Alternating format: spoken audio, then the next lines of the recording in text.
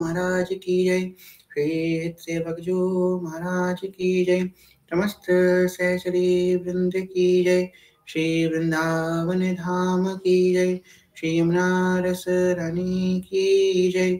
समस्त संत हरिभक्तन की जय। श्री सदगुरुदेव भगवान की जय। दादा गुरुदेव भगवान की जय। श्री ध्रुवदास जी महाराज की जय। जय जय श्री राधे श्याम। जय जय श्री राधे श्याम। जय जय श्री राधे श्याम। जय जय श्री हरिवंश। भक्ति भक्त भगवंत गुरु चतुर नाम बपु एक। तिनके पद वंदन किए नासै विघन अनेक। जनक सुता जग जननी जानकी। अतिशय प्रिय करुणा निधान की। जाके जुग पद कमल नवाऊं। तासु कृपा निर्मल मति पाऊं। मखेश्वरी क्रियेश्वरी स्वदेश्वरी सुरेश्वरी त्रियतीश्वरी प्रमाण शासनेश्वरी रमेश्वरी चमेश्वरी प्रमोद काननेश्वरी ब्रजेश्वरी व्रजाधिपे श्री राधिके नमोस्तुते। प्रथम श्री सेवक पद सिरनाम। प्रथम श्री सेवक पद सिरनाम। करो कृपा श्री दामोदर मोपे। श्री हरिवंश चरण रति पाऊं। प्रथम श्री सेवक पद सिरनाम। गुण गंभीर व्यासनंदन चुके। तो प्रसाद सुजस रस गाऊं। नागरिदास के तुम ही सहायक। रसिक अनन्य प्रति मन भाऊं। प्रथम श्री सेवक पद सिरनाम। प्रथम श्री सेवक पद सिरनाम। श्री हरिवंश श्री हरिवंश श्री हरिवंश रशन श्री वलसाकार की अकारण कृपा के फलस्वरूप श्री राधा वल्लभ लाल जी कृपा के फलस्वरूप आप हम सब यहाँ पे एकत्रित हुए हैं 42 लीला जी की चर्चा हेतु। कल की कथा में हम सब ने श्रवण किया पंचम लीला शीत ख्याल उल्लास लीला। तो अभी तक क्या क्या हमने श्रवण किया? पहली लीला जीव दशा, दूसरी वेद ज्ञान, तीसरी मन शिक्षा, चौथी वृंदावन षट लीला, पांचवी ख्याल उल्लास लीला और छठवीं भक्त नामावली। तो आज भक्त नामावली लीला का प्रारंभ कर रहे हैं। अब भक्त नामावली सुन के सबको 2 लाइनें याद आती हैं हमारे मन में। हम सो इन साधुन सो पंगति। जिनको नाम लेत दुख छूटत सुख लूटत तिन संगति। हम सो इन साधुन सो पंगति। ये हमारे मन में आता है जब भी भक्त नामावली का नाम लेते हैं। तो वो भगवत रसिक जी आखिर में कहते ना, भगवत रसिक रसिक परे कर करी सादर भोजन पावे। ऊंचो कुल आचार शास्त्र देख ध्यान नहीं आवे। हम सो इन साधुन सो पंगति। तो भगवत रसिक जी द्वारा वो प्रदत्त है। ये जो भक्त नामावली है जो ध्रुवदास जी के द्वारा प्रदत्त है। ध्रुवदास जी ने जो 42 लीला की षष्टम लीला मतलब 6th नंबर की लीला है वो भक्त नामावली लीला है जो भक्तों के आश्रय लिया है। देखिए अभी तक जो है सबसे पहले हम लोगों ने देखा कि किस प्रकार जीव की दशा का वर्णन किया कि जीव कैसा है, उसके अंदर क्या क्या दोष हैं, क्या क्या गुण हैं उस जीव के अंदर। फिर कहते हैं वेद ज्ञान लीला, फिर उसकी जांच करके उसको उसका औषधि दी वेद के तरीके, फिर मन शिक्षा लीला, मन को शिक्षा दी, फिर षट लीला वृंदावन के आश्रय दिया, ख्याल उल्लास जो उनके मन में आ, भक्तों का संग, सबसे पहली जो भक्ति है नवदा भक्ति है वो भी सबसे पहला है संतों का संग करना। भक्तों का संग अपने आप ही उपज जाएगा प्रेम, जिसका हम संग करेंगे वैसे अपने आप ही बन जाएंगे। संग का प्रभाव हमने बहुत सुना, हम लोगों ने श्रवण किया को बच्चे से। तो यहाँ पे प्रारंभ करते हैं भक्त नाम लीला को। कहते हैं श्री हरिवंश नाम ध्रुव कहत ही भाड़ो आनंद बेली, प्रेम रंग और जगमगे जुर जुगल नवल रस केली, निगम ब्रह्म पर सत नहीं जो रस सब ते दूर, कियो प्रगट हरिवंश जो रस गण जीवन मूर। हरिवंश नाम का आश्रय लेते हुए देखो हम लोगों ने देखा कि जब षटलीला का वर्णन कर रहे हैं सबसे पहले कह रहे हैं कि प्रथम नाम हरिवंश हित, रटि रसना दिन रैन, प्रीति रीति तब पाए अरु वृंदावन नैन, चरण शरण हरिवंश की जब लगी आयो नाही, नव निकुंज निज माधुरी क्यों पर से मन माही। हरिवंश नाम का आश्रय लेकर के ही आगे कुछ कहना प्रारंभ कर रहे हैं। सो यहाँ पे श्री हरिवंश नाम ध्रुव कहत ही भाड़ो आनंद बेली, कह रहे हैं श्री हरिवंश नाम को कहते ही मेरे मन में जो आनंद बेली का उमगन हुआ है, प्रेम रस और जगमगे जुगल नवल रस केली, इससे मेरे अंदर प्रेम रस का प्रादुर्भाव हुआ है, और प्रिया प्रीतम जो नव निकुंज के रस में रंगे हुए प्रिया प्रीतम वो मेरे हृदय में केली करना प्रारंभ कर दिए हैं, जैसे मैंने श्री हरिवंश नाम का आश्रय लिया है। अब हरिवंश नाम क्या है, क्या उसका प्रभाव है, क्या नहीं है, ये तो आप लोगों को बताने की आवश्यकता नहीं है, आप सब तो जानते ही हरिवंश नाम की महिमा, हरिवंश नाम का प्रेम, आप किसी को यहाँ पे जो है उनको बताने की आवश्यकता नहीं है कि क्या है रस हरिवंश नाम का। आगे कह रहे हैं निगम ब्रह्म पर सत नहीं जो रस सब ते दूर, कियो प्रगट हरिवंश जो रस कन जीवन मूर।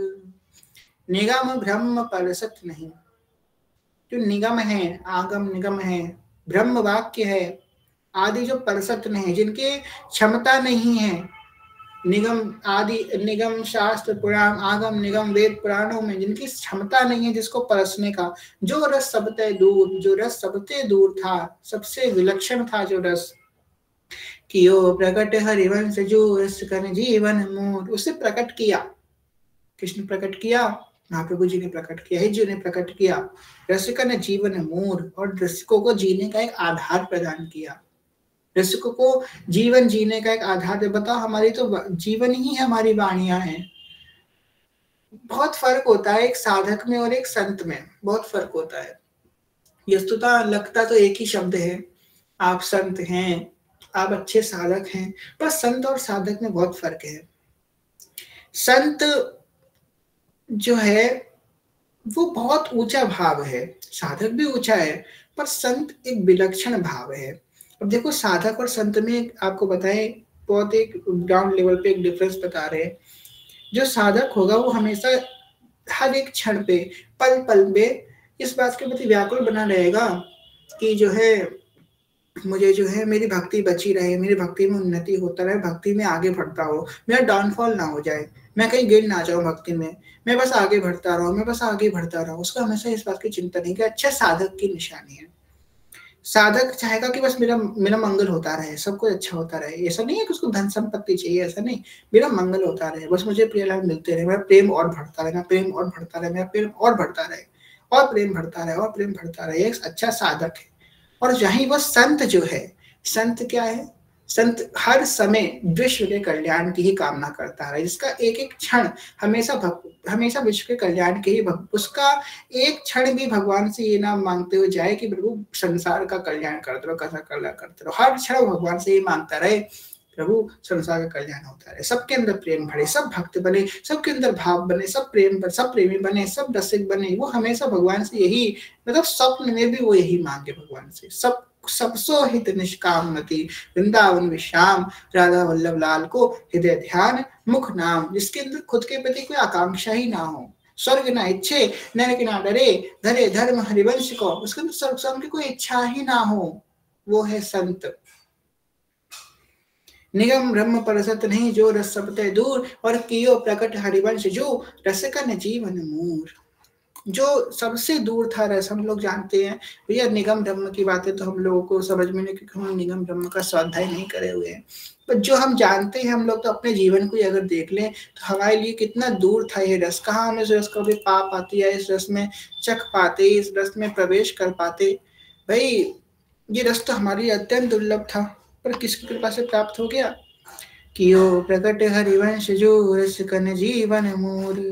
हरिवंश हम लोगों ने रस को प्रकट कर दिया, जो हमारे लिए अत्यंत गुह्य था और बहुत दूर था, जो रस हमारे लिए वो हिज्जू महाराज ने प्रकट कर दिया। आगे कह रहे हैं, सबसे पहले वनचंद्र महाप्रभु का वर्णन करते हुए कह रहे हैं, श्री वन चंद्र चरण अम्बुज भजही, मन कम बचन प्रतीते, वृंदावन निज प्रेम की, तब पावे रस रीते। वनचंद्र चरण अम्बुज भजही, मन क्रम वचन प्रतीति, वृंदावन निज प्रेम की, तब पावे रस रीते। वनचंद्र महाप्रभु का प्रणाम करो, उनके चरणों को वंदना करो और मन वचन कर्म से उनके चरणों के प्रति प्रीति कर लो।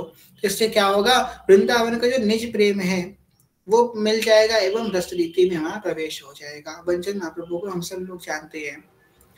कहा जाता है कि हमारे संप्रदाय के सबसे पहले आचार्य जो हिज्जू के बाद बैठे, वो वनचंद्र महाप्रभु उस गादी में बैठे और राधा वल्लभ जी की सेवा का खूब विस्तार किया। और जो हम लोग देखते हैं ना, राधा वल्लभ जी का जो मंदिर है, पुराना वाला मंदिर, इसमें अभी हम महाप्रभु जी विराजमान हैं। वो मंदिर वनचंद्र महाप्रभु के ही काल का है। तो हम वनचंद्र महाप्रभु के जीवन की एक घटना है। तो कहते हैं कि एक बार क्या हुआ, क्योंकि महाप्रभु जी ने अपने जीवन काल में कभी भी राधा वल्लभ जी को किसी मंदिर में या कभी विराजमान नहीं किया। सेवक जी भी कहते हैं, लता भवन सुख शीतल जहां, श्री हरिवंश रहत नित तहां, तहां न वैभव आने के। वैभव आने के मतलब तहां वैभव की बिल्कुल प्रतिष्ठा नहीं है। महाप्रभु जी कह रहे हैं, लता भवन सुख शीतल जहां, श्री हरिवंश रहत नित तहां। महाप्रभु आपको कहाँ मिलेंगे, हिज्जू कहाँ मिलेंगे, वो तो वृंदावन की लता कुंज में मिलेंगे, आपको बड़े बड़े महलों में नहीं मिलेंगे, बड़े बड़े आपको ऐसे कोई बड़ी जगह नहीं मिलेंगे। आपको महाप्रभु जी तो वृंदावन की कुंज निकुंजों में, रजरानी में, रसरानी में ही बैठे हुए मिलेंगे महाप्रभु जी। यहाँ पे सीधी सीधी बात में कह रहे हैं कि जब महाप्रभु जी अपने काल में थे तो उन्होंने कभी भी जो है, कभी राधा वल्लभ लाल जी को किसी मंदिर के अंदर विराजमान नहीं करने दिया। और कोई अगर कहता भी था, ऐसे नहीं है कि किसी कभी बनवा नहीं सके मंदिर। बड़े बड़े राजा महाराजा आए प्रपोजल लेकर के कि हम सोने का मंदिर बनवाएंगे, चांदी का मंदिर बनवाएंगे, ठाकुर जी का रत्नों का मंदिर बनवा देते हैं, आप बस आज्ञा कीजिए। तो महाप्रभु जी ने कही कि तुम बनवा तो दो, पर जब भी मंदिर बनेगा वैसे तुम मर जाओगे। तो बोला क्यों मर जाएंगे, तो भैया तुम जब मंदिर बनाओगे, तुम लता पताओं को काटोगे, तो वो जो पाप लगेगा उससे तुम जीवित नहीं रह पाओगे, तुम मर जाओगे। तो ये सुनने के बाद किसी राजा की हिम्मत ही नहीं हुई, भाई मैं धर्म का कार्य करूंगा, मर जाऊंगा, तो कोई बनवाया ही नहीं पाया, तो बनी नहीं मंदिर। वही परंपरा वनचंद्र महाप्रभु जी ने स्थापित करी। वनचंद्र महाप्रभु जी के एक बहुत बड़े शिष्य थे। उन्होंने कही कि हमको राधा वल्लभ जी का मंदिर ही बनवाना है, राधा वल्लभ जी को मंदिर विराजमान करना है। अब देखो राधा वल्लभ जी जब बाहर थे तो ऐसा नहीं उनकी सेवा अच्छे से नहीं हो पाती थी। पता है, लताएं पता राधा वल्लभ की सेवा करती थी। कैसे करती थी कि जब बारिश होती थी तो लताएं अपने आप तब जो है राधा वल्लभ जी के ऊपर छाव कर देती थी कि जल जो है राधा वल्लभ जी के ऊपर ना आए। जब गर्मी होती थी तो लताएं पता है अपने आप किनारे हो जाती थी कि हवा शीतल हवा है राधा वल्लभ जी के पास। इतनी ध्यान रखते थे लताएं राधा वल्लभ। जब धूप होती थी बहुत ज्यादा, एकदम 12 बजे के, तब लताएं राधा वल्लभ जी के ऊपर अपने, ऐसा नहीं वो किया जाता था, अपने आप आ जाती थी उनकी सेवा में। तो जो उनके शिष्य थे वनचंद्र महाप्रभु की, उन्होंने कही कि जो है हमको तो भाई राधा वल्लभ जी का मंदिर ही बनवाना है, राधा वल्लभ जी हमारे महाराज हैं, वो मंदिर विराजमान होंगे। अब देखिए यहाँ इस समय बिहारी जी महाराज विराजमान हो चुके थे, राधा रमन लाल विराजमान हो चुके थे, पर राधा वल्लभ जी अभी भी मदन टेप पे विराजमान थे, ऊंची ढोल पे। राधा वल्लभ जी भी नहीं विराजमान हुए थे। तो फिर जो है उन्होंने कही हमको मंदिर बनाना है राधा वल्लभ लाल का। तो वही बात बंसल महाप्रभु ने भी कही कि अगर तुम बनाओगे मंदिर तो तुम मर जाओगे, बंती क्योंकि इतनी लता पता तुम काटोगे। तो बोले ठीक है हम बनने को तैयार हैं, हम मर जाएंगे पर हमको राधा वल्लभ जी का मंदिर बनाना। ये है सच्चा प्रेमी। अभी तक जितने राजा आए उन सब भैया डर गए, अरे वही मर जाएंगे, काहे का वो मंदिर बनवाना, जिससे भगवान रहने दो उनको, हम काहे को अपना वो करें। पर ये कह रहे हैं कि हम तो मरने को तैयार है पर हम राधा वल्लभ जी का मंदिर जो है बनाएंगे ही बनाएंगे। इस भक्ति को देख के, इस निष्ठा को देखकर बंसल महाप्रभु बड़े प्रभावित हुए कि जय हो तुम्हारी, अभी तक किसी में इतनी हिम्मत नहीं, इसने ये बात कही, इतना अनन्य प्रेम तुम्हारा। तो बंसल महाप्रभु ने अपनी आयु से 1 वर्ष उस शिष्य को दे दिया। क्यों दे दिया 1 वर्ष? कि 1 वर्ष तुम जो है, एक राधा वल्लभ जी मंदिर विराजमान होंगे और तुम देख ही नहीं पाओगे उनको विराजमान, मर जाओगे तुम। तो तुम 1 वर्ष, देखो गुरु कितने कृपावान होते हैं कि अपनी आयु से 1 वर्ष शिष्य को दे दिया गुरु ने। बंसल महाप्रभु ने दे दिया कि तुम 1 वर्ष तक सारे उत्सव का दर्शन करो, होली उत्सव का, दिवाली उत्सव का, जन्माष्टमी, राधाष्टमी, हर उत्सव का तुम दर्शन करो।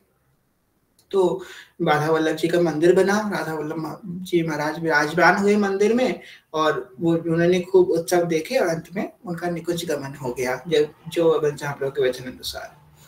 तो प्रेम तो वही होता है इसमें खुद का भी अस्तित्व खत्म हो जाए, वो अपने आप को मिटाने को तैयार है, अपना अस्तित्व खत्म करने को तैयार है, अपना अमंगल करने को तैयार है, वो अपने प्रेमी का अमंगल नहीं देख सकता। यही है प्रेम की वास्तविक परिभाषा कि भले हमारा मंगल हो जाए, खंड खंड हो जाए तन अंग अंग सरकूट, वृंदावन नहीं छाड़े वो छाड़े वो है बड़ी चूक। मर जाऊं, खंड खंड हो जाए, अंग अंग मेरा टूट जाए, वृंदावन धाम को नहीं छोड़ सकता। पर इस बात को समझना पड़ेगा कि ये भाव हम सुनने में बड़ा लुभावन लगता है, पर ये कैसे प्राप्त होगा? आप अगर हाथ में कोई चीज पकड़े हो, आपसे कहा जाए भैया ये पकड़ना, तो वो चीज रखोगे तब दूसरी चीज पकड़ पाओगे। एक चीज रखनी पड़ेगी दूसरी चीज को पकड़ने के लिए, ऐसे नहीं छूट जाएगा कुछ। आप सोचो कि भाई बस जय हो सुन लिया गया, 1 घंटा सुनी फिर सो गए, अपना खत्म, ऐसा नहीं चलेगा।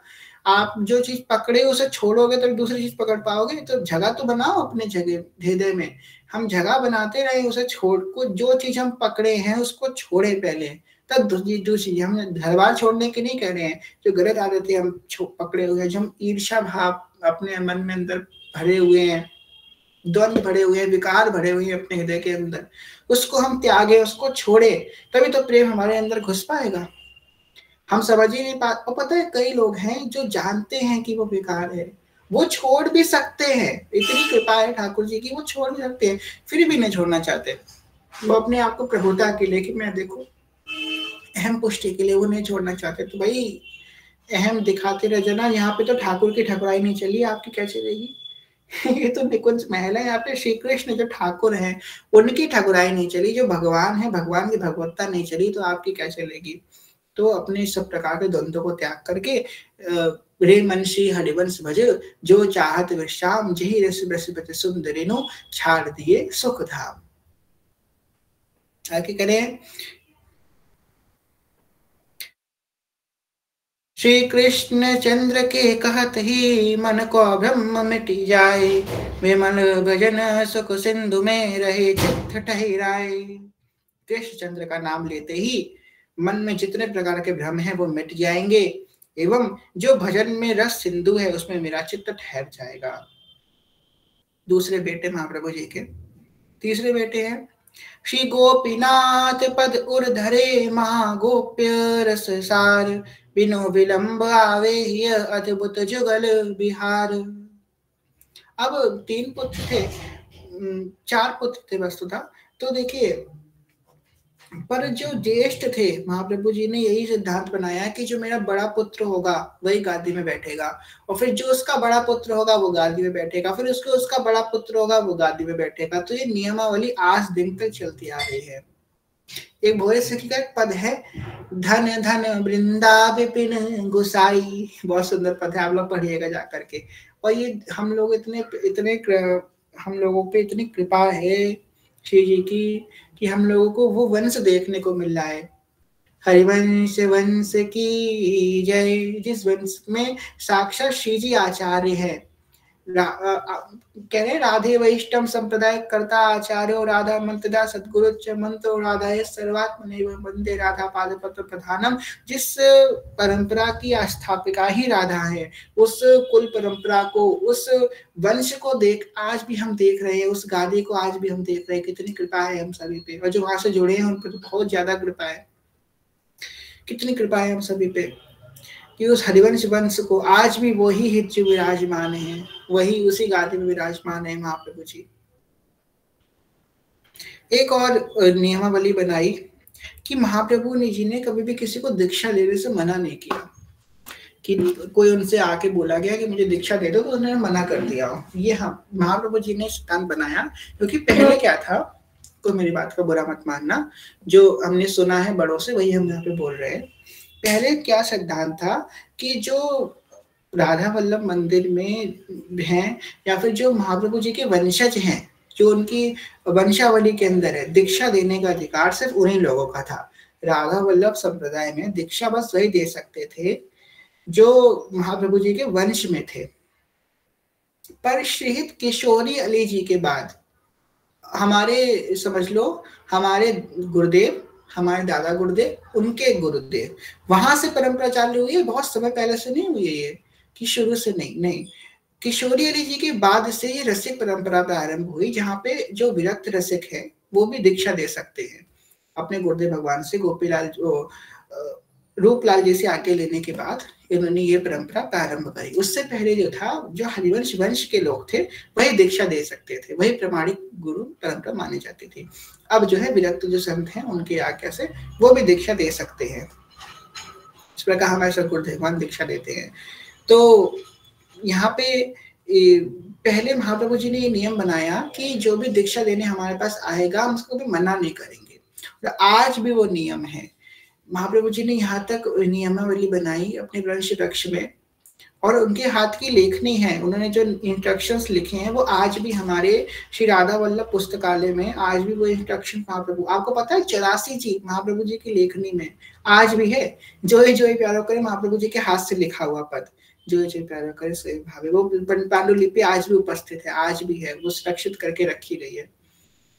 हमें दर्शन तो नहीं हुए हैं, हम कृपा करेंगे, श्री जी से प्रार्थना करेंगे कि इस बार जाए तो दर्शन हो जाए, हमारा मन है दर्शन हो जाए श्री जी की कृपा से। सुधा निधि महाप्रभु जी के नरसिंह आश्रम जी के द्वारा लिखी गई सेवक वाणी और वास्तविक ओरिजिनल वो आज भी है। तो महाप्रभु जी ने आज्ञा ये नियमावली बनाई कि हम किसी को दीक्षा के मना नहीं करेंगे। कोई अगर आएगा शरणागति के लिए, शरणागति का अधिकारी हर एक जीव है, तो उन्होंने कभी किसी को शरणागति के लिए मना नहीं किया। यहाँ तक नियम बनाया कि अगर हम गादी पे बैठे हैं और अगर कोई सर्प भी आ जाएगा, सर्प मतलब सांप भी अगर आ जाएगा शरणागति लेने के लिए, तो सर्प को भी हम शरणागति देंगे। इतने उदार हैं महाप्रभु। उन्होंने लिखा कि किसी को जाति भेद को छोड़ करके, चाहे वो स्त्री है चाहे पुरुष है, चाहे वो किसी भी जात का क्यों ना हो, चाहे वो उत्तम है चाहे वो गवार है, चाहे वो ज्ञानी है चाहे वो नहीं ज्ञानी है, चाहे वो कोई भी है, हम उसको दीक्षा देंगे। जहाँ अगर वो शिव जी के शरण में आना चाहता है तो वो हम उसको शरणागति देंगे। कोई भी प्रकार का नियमावली महाप्रभु जी ने स्थापित नहीं करी। इसलिए तो कहते हैं हित जो की रीत कौलाखन में जानेक, राधा ही प्रधान माने पाछे कृष्ण जानी है। निकट बेकट भाव होत ना स्वभाव ऐसो, तिन्ही की कृपा दृष्टि नेक क्यों हो पाई है। तो महाप्रभु जी ने सिद्धांत रखा कि कोई भी आएगा हम उसको दीक्षा देंगे, चाहे वो सर्प भी क्यों नहीं होगा। अब देखो राधा वल्लभ जी में अपरस की सेवा होती है। गोसाई जी जब हवाएं आती है बाहर, हमारे हिताचार्य चरण जब बाहर आते हैं तो वो बैठते हैं आकर के गादी पे, किसी को टच नहीं करते, माला पाठ करते हैं। अब उन्होंने सबसे पहले जिसको दीक्षा दी, अब वो कभी पूछते हैं क्या तुम कौन सी जात के हो दीक्षा देते समय, या तुम कौन से कुल के हो, या तुम कहाँ से आए हो, तुम्हारा परंपरा क्या है, तुम्हारे संस्कार क्या है, कुछ नहीं, बस तुम शरणागति लेने आए तो शरणागति दे देंगे। कई लोगों का मेरे पास प्रश्न आता है कि वहां पे तो कोई नियम ही नहीं है, क्या और केलिकोज में और सब जगह नियम बने हैं, वहाँ पे कोई नियम नहीं, ऐसा क्यों है? वो क्या भीड़ बढ़ाने के लिए? नहीं, भीड़ बढ़ाने के लिए दीक्षा नहीं देते हैं।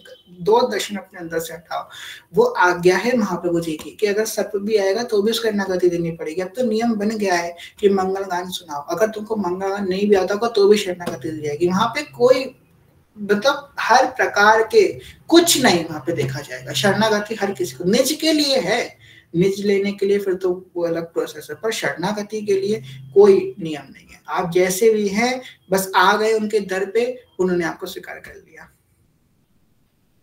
ये है हमारा हरिवंश वंश। और हमारे कितने स्थान हैं अभी वास्तव में? पहले तो कम थे, पहले बादग्राम हो गया, मदन टेर हो गया। मदन टेर शुरू से विरक्त संतों के द्वारा चलाया गया स्थान है। यहाँ पे विरक्त संत ही निवास करते थे मदन टेर में। अब वहां पे जो है आवागमन के लिए मना कर दिया गया, पर पहले जो है खुला रहता था। वहां पे सिर्फ विरक्त संत ही जाया करते थे मदन टेर में, मतलब वही वहां पे सब देखते थे व्यवस्था वगैरह। तो मदन टेर हो गया हमारा, बादग्राम हो गया, और सेवा कुंज हो गया, रास मंडल हो गया। ये सब जगहों में महाप्रभु जी ने अलग अलग पुत्रों को सौंप दिया कि आप यहाँ मानसरोवर हो गया कि अब वंचन महाप्रभु सब जगह तो नहीं देख सकते, तो किसी को कुछ दे दिया, किसी को कुछ, आप यहाँ पे देखो, आप वहां पे देखो, व्यवस्था देखो। राधा वल्लभ जी भी है, सबको अलग अलग दे दिया व्यवस्था, आप देखो। पर जो मेन जो अथॉरिटी है, जैसे कि हम लोग कहते हैं ना कि हमारा जो पार्लियामेंट है, हमारा जैसे कि हमारा जो सांसद भवन है, आपको समझाने के लिए बोल रहे हैं, सांसद भवन है। सांसद भवन से जो बिल पास हुआ, हर एक सरकार उसका पालन करेगी। जो राज्य सरकार है, केंद्र सरकार ने जो पास किया, वो सारी राज्य सरकारें उसका पालन करेंगी। इस प्रकार जो हमारी केंद्र सरकार है वो है राधा वल्लभ मंदिर। और जितनी राज्य सरकारें हैं, जी सारी राज्य सरकारें, हम इसका मतलब ये नहीं कोई छोटा है कोई बड़ा है, ये भाव मत आना, सब अपनी अपनी जगह है। तो जो केंद्र सरकार है वो है राधा वल्लभ मंदिर, राज्य सरकारें अलग अलग है। जैसे कि इसमें केलीकुंज भी आ गया, राधा वाटिका भी आ गया, हिताश्रम भी आ गया, मदन टेर आ गया, सेवा कुंज आ गया, रास मंडल आ गया, बादग्राम, मानसरोवर, सब जगह ये सब स्थान जो है के राज्य सरकारें हो गई। अब ऐसा हमने क्यों कही? क्योंकि देखिए जो हमारा उत्सव निर्णय पत्रिका है, उत्सव निर्णय पत्रिका जो छापी जाती है वो केंद्र मतलब कि हमारे राधा वल्लभ मंदिर से ही छापी जाती है, और कोई उसे नहीं छाप सकता, किसी को अथॉरिटी नहीं है। या और सारे स्थानों पे, चाहे वृद्धाश्रम ले लीजिए, केली कुंज और या फिर राधा वाटिका, कहीं भी आप वही उत्सव निर्णय पत्रिका सब जगह चलाई जाएगी जो राधा वल्लभ मंदिर के द्वारा प्रकाशित है।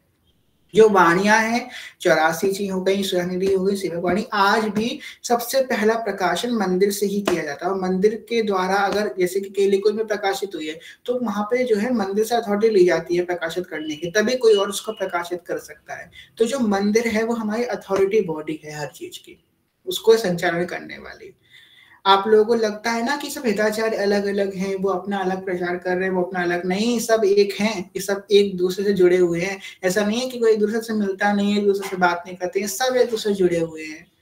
तो ऐसे नहीं चलता है कोई संप्रदाय, बहुत बहुत कुछ होता है, तो सब देख के चलना पड़ता है। तो ये समझिए कि महाप्रभु जी ने जो धर्म का जो ध्वजा स्थापित किया वो राधा वल्लभ मंदिर, उसी से अलग अलग शाखाएं अलग अलग जगह प्रादुर्भाव हो गई। आगे कह रही हैं, पति कुटुंब देखत सबे घूकट पट दे डारी, देह गए बेसिबोत ही सी मोहन रूप निहारी। तो 4 पुत्रों का नाम, अब जिनको महाप्रभु जी के 4 पुत्रों का नाम नहीं पता है, अभी नोट कर लीजिए या देख लीजिए, आपको पता होना चाहिए। वनचंद्र महाप्रभु, कृष्णचंद्र महाप्रभु, गोपीनाथ महाप्रभु और श्री मोहन महाप्रभु। ठीक है, वनचंद्र महाप्रभु, कृष्णचंद्र महाप्रभु, गोपीनाथ महाप्रभु और श्री मोहन महाप्रभु। तो 4 जो है पुत्र महाप्रभु जी के। धीर गंभीर समुद्र समशील स्वभाव अनूप, सब अंगर सुंदर हसत मुख अद्भुत सुखद स्वरूप। भक्तों की बात में बताते हुए कह रहे हैं कि धीर गंभीर समुद्र समशील स्वभाव अनूप, समुद्र के समान गंभीर है, पर इनका स्वभाव एकदम निर्मल है। देखने में तो आपको लगेगा कि अरे हम जाते हैं केली कुंज, बताने गुरुदेव हमको जानते भी, कोई आया भी उनके दर पे हम लोग के मन में आता है ना, हम गए केली कुंज, पता नहीं गुरुदेव को पता भी चला कि हम वहाँ पहुँचे भी हैं कि नहीं पहुँचे हैं, हम पता नहीं गुरुदेव को हमारी सुध है भी कि नहीं है। पर आपको बताएं, अगर आप उनके दर पे पहुंचे हैं तो उनकी आज्ञा से, उनकी कृपा से ही पहुंचे, वरना हम वहाँ पे पहुंच भी नहीं सकते हैं। हमको लगता है ना कि ये तो हमसे मिलते ही नहीं है, जानते ही नहीं है, पर मन मन की रुचि जान नेह विधि अनुसरे, जो हमारे मन में आने वाला जो ख्याल है ना, जो आएगा वो तक गुरुदेव जानते हैं, जो आ रहा है वो तो दूर की बात है, जो आने वाला ख्याल है वो भी गुरुदेव जानते हैं। तो उनसे कुछ विलग नहीं है, बस हमारा स्वीकृति की जगह है, हम स्वीकृति कर लें कि हम स्वीकार करें उस बात को, स्वीकृति नहीं कर पाते हैं।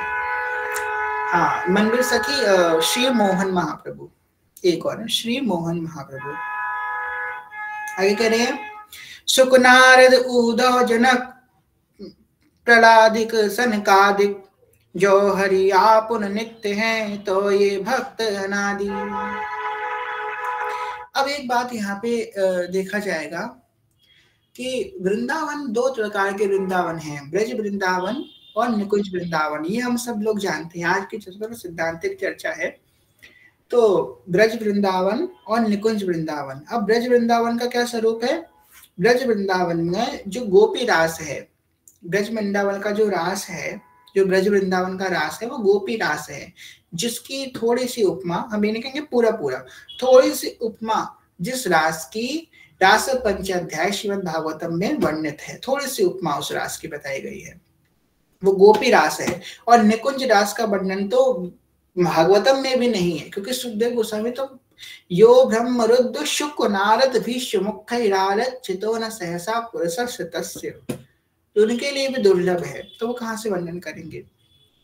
यहाँ पे ये बात समझनी है हमको कि जो हमारे जो भोले बाबा हैं वो गोपेश्वर महादेव बन के रास में प्रवेश करे, हम सब लोग जानते हैं, पर वो कौन से रास में प्रवेश करे? वो ब्रज वाले रास में प्रवेश करे हैं कि वो निकुंज वाले रास में गए हैं? यहाँ भी हमको इस बात को समझना है। यद्यपि हम ये नहीं कह रहे कोई छोटा है कोई बड़ा है, ऐसा नहीं है। हमारी उपासना हमारे सबसे बड़ी है, सबकी उपासना उनकी सबसे बड़ी है, पर जो हमारे भोले बाबा गोपेश्वर महादेव बन के गए हैं वो कौन से रास में गए हैं? ब्रज वृंदावन के रास में कि निकुंज वृंदावन के रास में? वो गए हैं ब्रज वृंदावन के रास में, जो रास हुआ गोकुल में, और जो निकुंज वृंदावन का रास है वृंदावन में हुआ है। गोकुल में वहां पे हमारे गोपेश्वर महादेव गए हैं, गोकुल में गए हैं ब्रज वृंदावन के रास में गोपेश्वर महादेव के रूप में, पर निकुंज में तो वो भी नहीं गए हैं, और निकुंज में उनका भी प्रवेश नहीं है। महाप्रभु जी साफ साफ कह रहे हैं, क्या कह रहे हैं? यो ब्रह्म रुद्र शुक नारद भीष्म मुखै रालक्षितो न सहसा पुरुषस्य तस्य, सद्यो वशीकर्ण चूडमनंत शक्तिम तम राधिका जनरेण मनुस्मरामि। अच्छा, ये बात तो चलो होगी 84 जी में भी कह रहे हैं। 84 जी में क्या कह रहे हैं कि भाई जाहि विरंची उमापति नाए, जाहि विरंची उमापति नाए, तापे ते बन फूल बनाए, जो रस नीति नेति सुति वाख्यो, ताको अधर सुदारस चाख्यो। तो ये है वर्णन। हम यहाँ पे भोले बाबा को छोटा नहीं कहना चाह रहे, कोई मेरी बात को अन्यथा मत लेना, जो सिद्धांत की बात है, क्योंकि मेरा कार्य है बताना, तो हम आपसे छुपाए, हम क्यों छुपा के रखेंगे आपसे, इसलिए मेरा बात है, कोई भेद बुद्धि नहीं रखेगा, जो बात है सिद्धांत की वो हमने आपको बताई है। यहाँ पे सुख नारद उद्धव जनक और प्रहलाद जी की बात कही गई है। सुखदेव गोस्वामी ने जो रस भाग हमारा वर्णन किया कि एक बार बताओ, भागवत हम लोग कहीं ना कहीं अगर भक्ति में आए हैं, मतलब हमें तो ऐसे ही लगता है कि अगर कोई व्यक्ति कृष्ण भक्ति में कहीं ना कहीं आया है तो श्रीमद् भागवतम का कहीं ना कहीं उसके अंदर इन्फ्लुएंस हुआ होगा, उसने भागवत कैसे सुनी या भागवत की कोई बात सुनी। भागवत के बिना कोई श्री कृष्ण की भक्ति में प्रवेश नहीं कर सकता। भागवत बहुत विशेष है, और भागवत किसने? सुखदेव गोस्वामी ने प्रकट करी अपने मुख से। जैसे कि शुक हैं, वो श्री किशोरी जी के सुख हैं, उन्होंने अपने मुख से वो उस मधुर वाक्य, मधुर वाणी प्रकट करी श्रीमद् भागवतम के रूप में। तो हम अगर कृष्ण भक्ति में आए हैं कैसे ना कैसे, तो हम श्रीमद् भागवतम की कृपा से ही आए हैं कहीं ना कहीं। तो यहाँ पे तो वो भी बात बोली जा रही है कि श्रीमद् भागवतम में सेवक वाणी में बोली जा रही है कि प्रथम सुनो भागवत भक्त मुख, पहले भागवत का स्वाध्याय करो तब इस रस में प्रवेश करो। तो भागवत जो है सुखदेव गोस्वामी ने हमको वर्णन करा। तो सुखदेव गोस्वामी भी जो है सखी स्वरूप में निकुंज में विराजमान है श्री जी की। नारद जी जो हमेशा भगवान के नाम का रणन करते रहते हैं, भ्रमण करते रहते हैं, अनेक सब लोकों में जाते रहते हैं। और आपको बताएं हमारी जो आधी ज्यादा जो कथाएं हैं पुराणों की, नारद जी के मन में प्रश्न आया, उन्हें ब्रह्मा जी से पूछा और पूरा हमारी कथा बन गई। आप देखो स्कंद पुराण में आधी ज्यादा कथाएं तो ऐसी ही आ गई हैं। नारद जी के मन में प्रश्न आया, वो ब्रह्मा जी के पास पूछने गए, ब्रह्मा जी ने कथा सुना दी। तो उनकी कृपा से हमको कितना कुछ ग्रंथ हमको मिले, कितना कुछ हमको साहित्य मिला है नारद जी की कृपा से। नारद जी के मन में प्रश्न उत्पन्न हुआ होता, वो ना पूछे ब्रह्मा जी से, तो हमको इतने ग्रंथ कहाँ मिलते, हमको इतने पुराण कहाँ से मिलते। नारद जी ने बड़ी कृपा करी। तो श्रीपति सी मुख बरण्यो, ऐसे हम भूल रहे हैं वो पद जो हम इन लोग शक्ल में पढ़ा था कि विष्णु भगवान भी कह रहे हैं नारद जी से कि वृंदावन के रस को राखो दूर डुराई, वृंदावन के रस को दूर रखना, हर चीज से दूर रखना। नारद जी ने अपने नारद पुराण में इस बात का वर्णन किया है कि श्री जी के जो नूपुर हैं, श्री जी के गोरे चिन्नानविंद हैं, उनका चिंतन मेरे लिए भी अत्यंत दुर्लभ है। इस बात को अगर हम बार बार याद करें ना, तो हम कितने अपने आप को कृपा पात्र मानेंगे कि जो नारद जी के लिए भी दुर्लभ है, जो नख चंद्र छटा श्री किशोरी जी के गोरे चंडानविंद, जो लाल महावर से रंगे हुए गोरे चंडानविंद श्यामा जी के, वो नारद जी के लिए भी ध्यान करने के लिए अत्यंत दुर्लभ है, जो नारद जी को भी दुर्लभ प्रतीत हो रहे हैं। वो हमारी उपासना है। बताओ कितनी कृपा है। प्रकट भयो जय देव मुख अद्भुत गीत गोविंद, कयो महासिंगार रस सहित प्रेम मकरंद। अब तो गीत गोविंदम किसने किसने सुना हुआ है, हैंडिस करो अपना गीत गोविंदम। अब तो हमारे इंद्र जी महाराज ने बड़ा उसका प्रचार कर दिया है। पहले तो बहुत कम लोग जानते थे गीत गोविंदम के बारे में। जय हो, बहुत लोगों ने सुन रखा है। जिन्होंने नहीं सुना है वो कथा के बाद यूट्यूब में जाकर के सुनेंगे गीत गोविंदम। कहते हैं उसको सुनने से बहुत प्रेम भरता है श्री कृष्ण से। कह रहे हैं जयदेव जी के मुख से जो गीत गोविंदम का पात्रा हुआ, उसने प्रेम का मकरंद, जैसे कि जो फूल होता है ना, फूल की पत्तियों में या उसकी पंखुड़ियों में कोई वो नहीं होता, सुगंध नहीं होता, पर जो उसका नेक्टर होता है बीच में, उसका जो मकरंद होता है, उसमें सारा रस होता है, उसमें सारा सुगंध होता है उस मकरंद में फूल के। इसी प्रकार जो गीत गोविंदम उन्होंने प्रकट किया, मकरंद रूपी प्रेम का मकरंद रूपी प्रकट किया, इसमें सारा प्रेम का सुख है, इसमें सारी प्रेम की सुगंध है। आगे कह रहे हैं पद्मावती जय देव प्रेम बस कीनो मोहन, अष्टपदी जो कहे सुनत फिरता के गोहन, श्रीधर स्वामी को मनो श्रीधर प्रकटे यानी, तिलक भागवत की ओर सब तिलकन परमानी। पद्मावती जयदेव जी प्रेम बस कीनो मोहन, इन्होंने अपने प्रेम से ठाकुर जी को वश में कर लिया। अष्टपदी जो कहे सुनत फिरे ताके गोहन, ठाकुर जी उनके पीछे पीछे पाछे पाछे पड़ने लगे। श्रीधर स्वामी तो मनो श्रीधर प्रकटे आनी, तिलक भागवत कियो रची सब तिलकन परमारी, जिन्होंने इस वैष्णव धर्म में कई स्थापना करी श्रीधर गोस्वामी ने।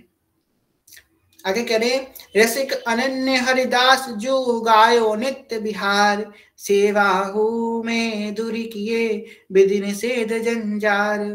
जय हो। सगन निकुंजन रहत दिन बारो अधिक स्नेह, एक बिहारी हेत लगी छाड़ दिए सुख गेह, रंक छत्रपति काहू की धरी न मन परवाह, भरे बीज रस भजन में लीने कर करवा। सब लोग अपना हैंड डाउन कर लीजिए। अब हरिदास जी महाराज की बात करी जा रही है। हरिदास जी महाराज की बात करते समय यहाँ पे कह रहे हैं कि रसिक अनन्य हरिदास जो गायो नित्य बिहार। मायरी सहज जोरी प्रकट भई, मायरी दिखा रहे हैं, सखीरी सहज जोरी प्रकट भई। हरिदास जी महाराज के पद भी बहुत सुंदर है, बहुत सुंदर। केरीमाल जी अगर किसी ने स्वाध्याय करियो वो ही है, हमें तो कोई भेद नहीं लगा कभी 84 जी में और केलीमाल जी में, दोनों ही सेम है। दोनों में वही नित्य बिहार की बातें, वही प्रेम रस की बातें, प्रिया प्रीतम की बातें, दोनों में वही बात कही गई है। रसिक अनन्य हरिदास जो गायो नित्य बिहार, उन्होंने किसका वर्णन किया? नित्य बिहार को गाया, खूब गाया हरिदास जी महाराज ने और खूब प्रचार किया उसका। अब जो हरिदासी संप्रदाय के जो संत हैं उनकी तो जैसे हमारे लिए हमारे 84 जी जीवन है, उनके लिए उनकी केलीमाल जी पूरा जीवन धन है। आप जाइए कभी तटीय स्थान में बहुत सुंदर समाज होती है। अगर किसी ने तटीय स्थान में समाज के दर्शन कर किसी ने अगर करिए तो हैंड रेस कीजिए अपना। तटीय स्थान में जो समाज गायन होता है, किसी ने नहीं किया? अगर किसी ने किया तो भाई बहुत बहुत भैया बड़ी कृपा है उस पे।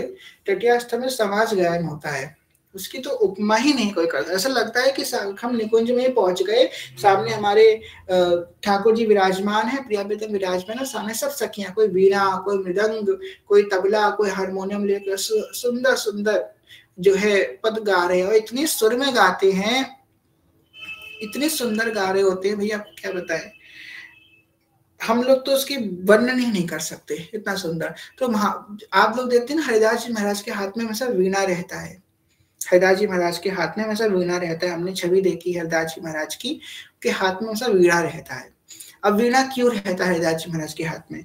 क्यों? क्योंकि वो ललिता सखी हैं। हम सब सुबह गाते हैं, प्रात समय नव कुंज द्वार पे ललिता जो ललित बजाई बीणा। बीणा, बीणा जो होता है ना, सरस्वती माता पकड़ी होती है, वही उनके हाथ में होता है हरिदास जी महाराज के। वो हमेशा गाते रहते हैं, युग नित्य बिहार को ही गाते रहते हैं और तानसेन के गुरु हैं हरिदास जी महाराज। एक बार की बात है कि तानसेन ने ऐसी राग सुनाई अकबर को कि जब उसने जब राग सुनाई तो जितने जो दिए थे वो जल उठे, मेघ जो है बरसने लगे। तो इस बात को बड़ा प्रसन्न हुआ बादशाह। उसने कही कि जब तुम इतना सुंदर गा रहे हो तो तुमने जो है नहीं, बादशाह ने बोला कि मैं तुमको जो है सर्वश्रेष्ठ गायक से सम्मानित करना चाहता हूँ। इस भारतवर्ष के सबसे सुंदर गायक तुम हो, तुमने बड़ा सुंदर मुझे लुभाया, मुझे आनंदित किया है। तो तानसेन ने वो उपाधि लेने से मना कर दिया। तो बोले नहीं, आप मुझे ये उपमा ना दीजिए, मैं ये नहीं ग्रहण कर सकता। बोले क्यों? बोले मुझसे भी श्रेष्ठ कोई है। बोले कौन? तुमसे भी श्रेष्ठ? इससे सुंदर क्या हो सकता है? कौन है वो? बोले वो मेरे गुरु हैं। अच्छा, तुम्हारे कोई गुरु भी हैं? कौन है वो? कहाँ मिलते हैं? तुम एक काम करो, उनको बुलाओ और किसी दिन उनसे समाज करवाओ हमारे यहाँ। तो बोले, वो हंसने लगा, बोले नहीं, हमारे गुरु तो रसिक अनन्य स्वामी श्री हरिदास जी महाराज है, जो कहीं नहीं जाते। अगर आपको उनसे मिलना है तो आपको निधिवन राज में जाना पड़ेगा। ललिता सखी, वो ललिता सखी ही है श्री जी की, और वो वृंदावन की सीमा को छोड़ के और कहीं बाहर नहीं जाते। अगर आपको उनका दर्शन करना हो तो निधिवन राज की उस लता पता के मध्य में शिव नित्य निकुंज बिहारी, श्री कुंज बिहारी को लाड लड़ाते हुए ही आप उनको उनका दर्शन करने मिलेगा। बादशाह अकबर के मन में आई कि जाना चाहिए, ऐसा कौन है भाई, इनसे भी सुंदर कौन गाता है। वो तो कला का बड़ा प्रेमी था, तो वो गया। तो बोला कि तानसेन आप आगे आगे जाना, हम पीछे पीछे रहेंगे, हम पता नहीं कैसे मिल पाएंगे शिष्टाचार संतों से मिलने का। तानसेन गया और तानसेन जो है गया, दंडवत किया अपने सदगुरुदेव भगवान को। बोला कि उसने बोला कि आप कैसे हैं, बात करी उनसे। उसके उसने कोई राग गाई, और जो कोई राग गाई उसने गलत गा दी, जानबूझ के गलत गा दी कि गुरुदेव इसको सही करेंगे। तो हिताची महाराज ने सोचा ये उसने उन्होंने कही कि ऐसे नहीं, ऐसे होगा। तानसेन बोला, गुरुदेव भगवान, मैं वृद्ध हो गया हूँ, मैं भूल गया हूँ, आप एक बार गा के सुना दो कैसे गाई जाती है।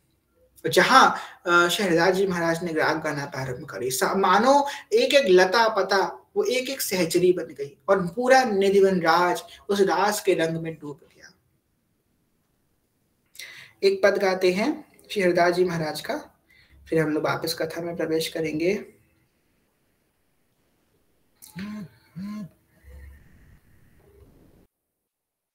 ऐसे ही देखत रहो जन्म सुफल करी मानो, ऐसे ही देखत रहो जन्म सुफली करी मानो। प्यारे की भावती भावती के प्यारे, प्यारे के प्यारे के प्यारे के भावती भावती के प्यारे, जुगल किशोर जानो, जुगल किशोर जानो। ऐसे ही देखत रहो जन्म सुफल करी मानो।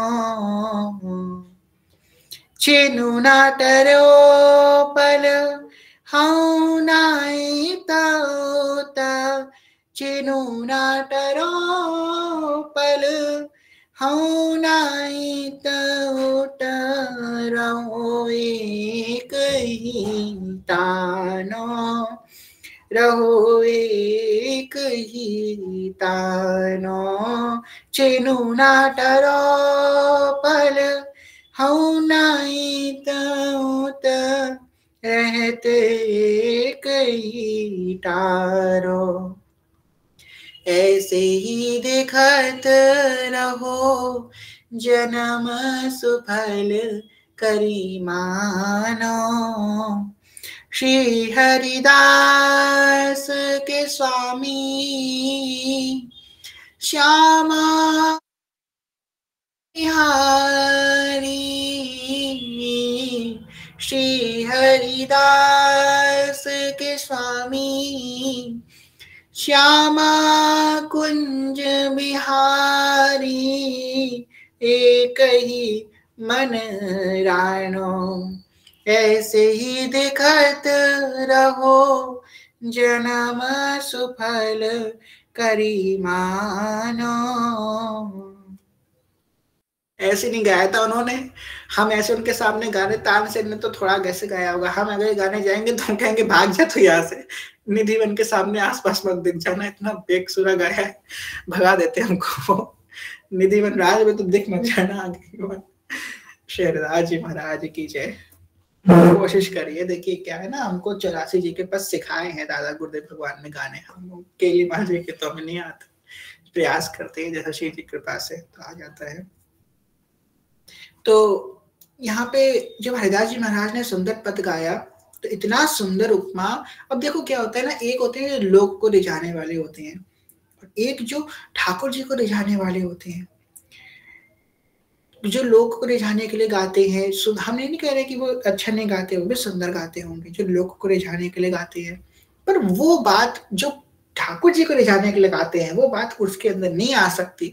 इस दुनिया में कितने अच्छे सिंगर तुम ले आओ, पर हमारे सलोने से की तरह कोई नहीं गा सकता, उनकी उपमा तो कोई दे ही नहीं सकता, क्योंकि वो ठाकुर जी को रिझाने के लिए गाती हैं। ऐसे ही जो हमारे रसिक जन है ना, वो ठाकुर जी को रिझाने के लिए गाते हैं। तानसेन जितना भी अच्छा गा सकता है, पर वो लोगों को रिझाने के लिए गाता है, धन के लिए गाता है, बादशाह को रिझाने के लिए गाता है कि वो मुझसे प्रसन्न रहे। पर जो हरिदास जी महाराज हैं वो बिहारी बिहारी जी को रिझाने के लिए गाते हैं।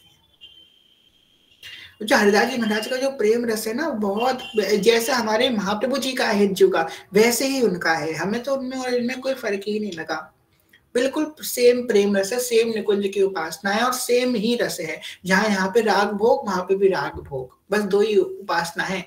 3 संप्रदाय की उपासना हमको बिल्कुल सेम लगती है। 3 संप्रदाय, राधा वल्लभ संप्रदाय, हरिदासी संप्रदाय और निम्बाल संप्रदाय, इन तीनों की उपासना बिल्कुल सेम लगती है, कोई फर्क नहीं है। जहां भी राग भोग वहां भी राग भोग, वहां पे भी राग भोग, राग भोग की प्रधानता है इन तीनों संप्रदाय में। यहाँ बिहारी बिहारिंजू और वहां हित निकुंजेश्वरी और हित निकुंजेश्वर राधा वल्लभ लाल, बस इतना फर्क है, कोई फर्क नहीं दोनों में।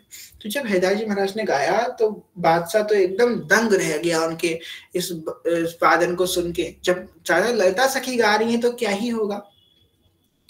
ललिता सखी का जब हमारे जब विष्णु भगवान सो जाते हैं 4 महीने के लिए, उनको जगा नहीं सकता कोई, और हमारे ठाकुर जी जब सोते हैं रात में तो लता सखी के एक वीणा की मृदंग से ठाकुर जी जग जाते हैं। इतना सुंदर लता सखी गाती हैं। लता सखी ने जब गाया, हरदास जी महाराज ने गाया तो बादशाह स्तंभ रह गया। जब हलचल हुई लताओं के बीच से तो देखा उन्होंने कौन आया है। हरदास जी महाराज ने पूछा तानसेन से, किसी को आपके संग आया है कोई? तानसेन ने मुख नीचे कर लिया। भैया उसने बताया नहीं, गुरुदेव ने छल किया, क्योंकि उसने तो इसलिए गाया था कि बादशाह को सुनवाना था। अब ये थोड़ा ना कहेगा कि गुरुदेव बादशाह आए, इनके सामने आपको गा के सुनाइए, उसको सुनवाना था बादशाह को, इसलिए उसने ऐसा परपंच किया। अब वो नीचे मुंह कर लिया। तो हरदास जी महाराज बोले कोई बात नहीं, बुलाओ कौन है बादशाह। बादशाह जब आया हरदास जी महाराज के सामने बैठा करके, और हरदास जी महाराज को उसने प्रणाम किया। अब बादशाह है, उसका तो बादशाही है, ठाकुराई है। तो बोला आप तो बड़े सुंदर गाते हैं, तो आप जो है हमारे दरबार में आप शामिल हो जाइए, आपको हम बहुत ऊंची उपाधि देंगे। हरदास जी महाराज ने बोले कि हमारे बिहारी विधान सरकार ने हमको बहुत ऊंची उपाधि दी थी, इससे ऊंची उपाधि कोई संसार में कोई इससे ऊंची कोई उपाधि नहीं है जो हमारे बिहारी विधान सरकार ने हमको प्रदान कर दी है।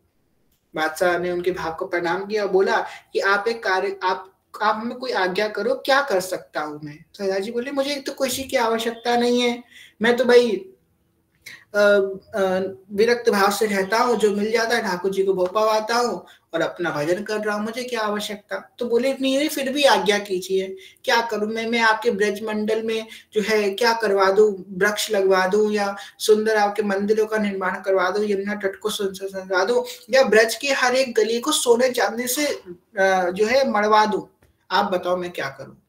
तो हरदास जी महाराज बोले इतने ही प्रसन्न हो तो हमारे जो यमुना जी का एक घाट है, यमुना जी के घाट की जो सीढ़ी है उसका एक कोना टूट गया है, सीढ़ी का एक कोना टूट गया है, वो कोने को जोड़ दो जा करके।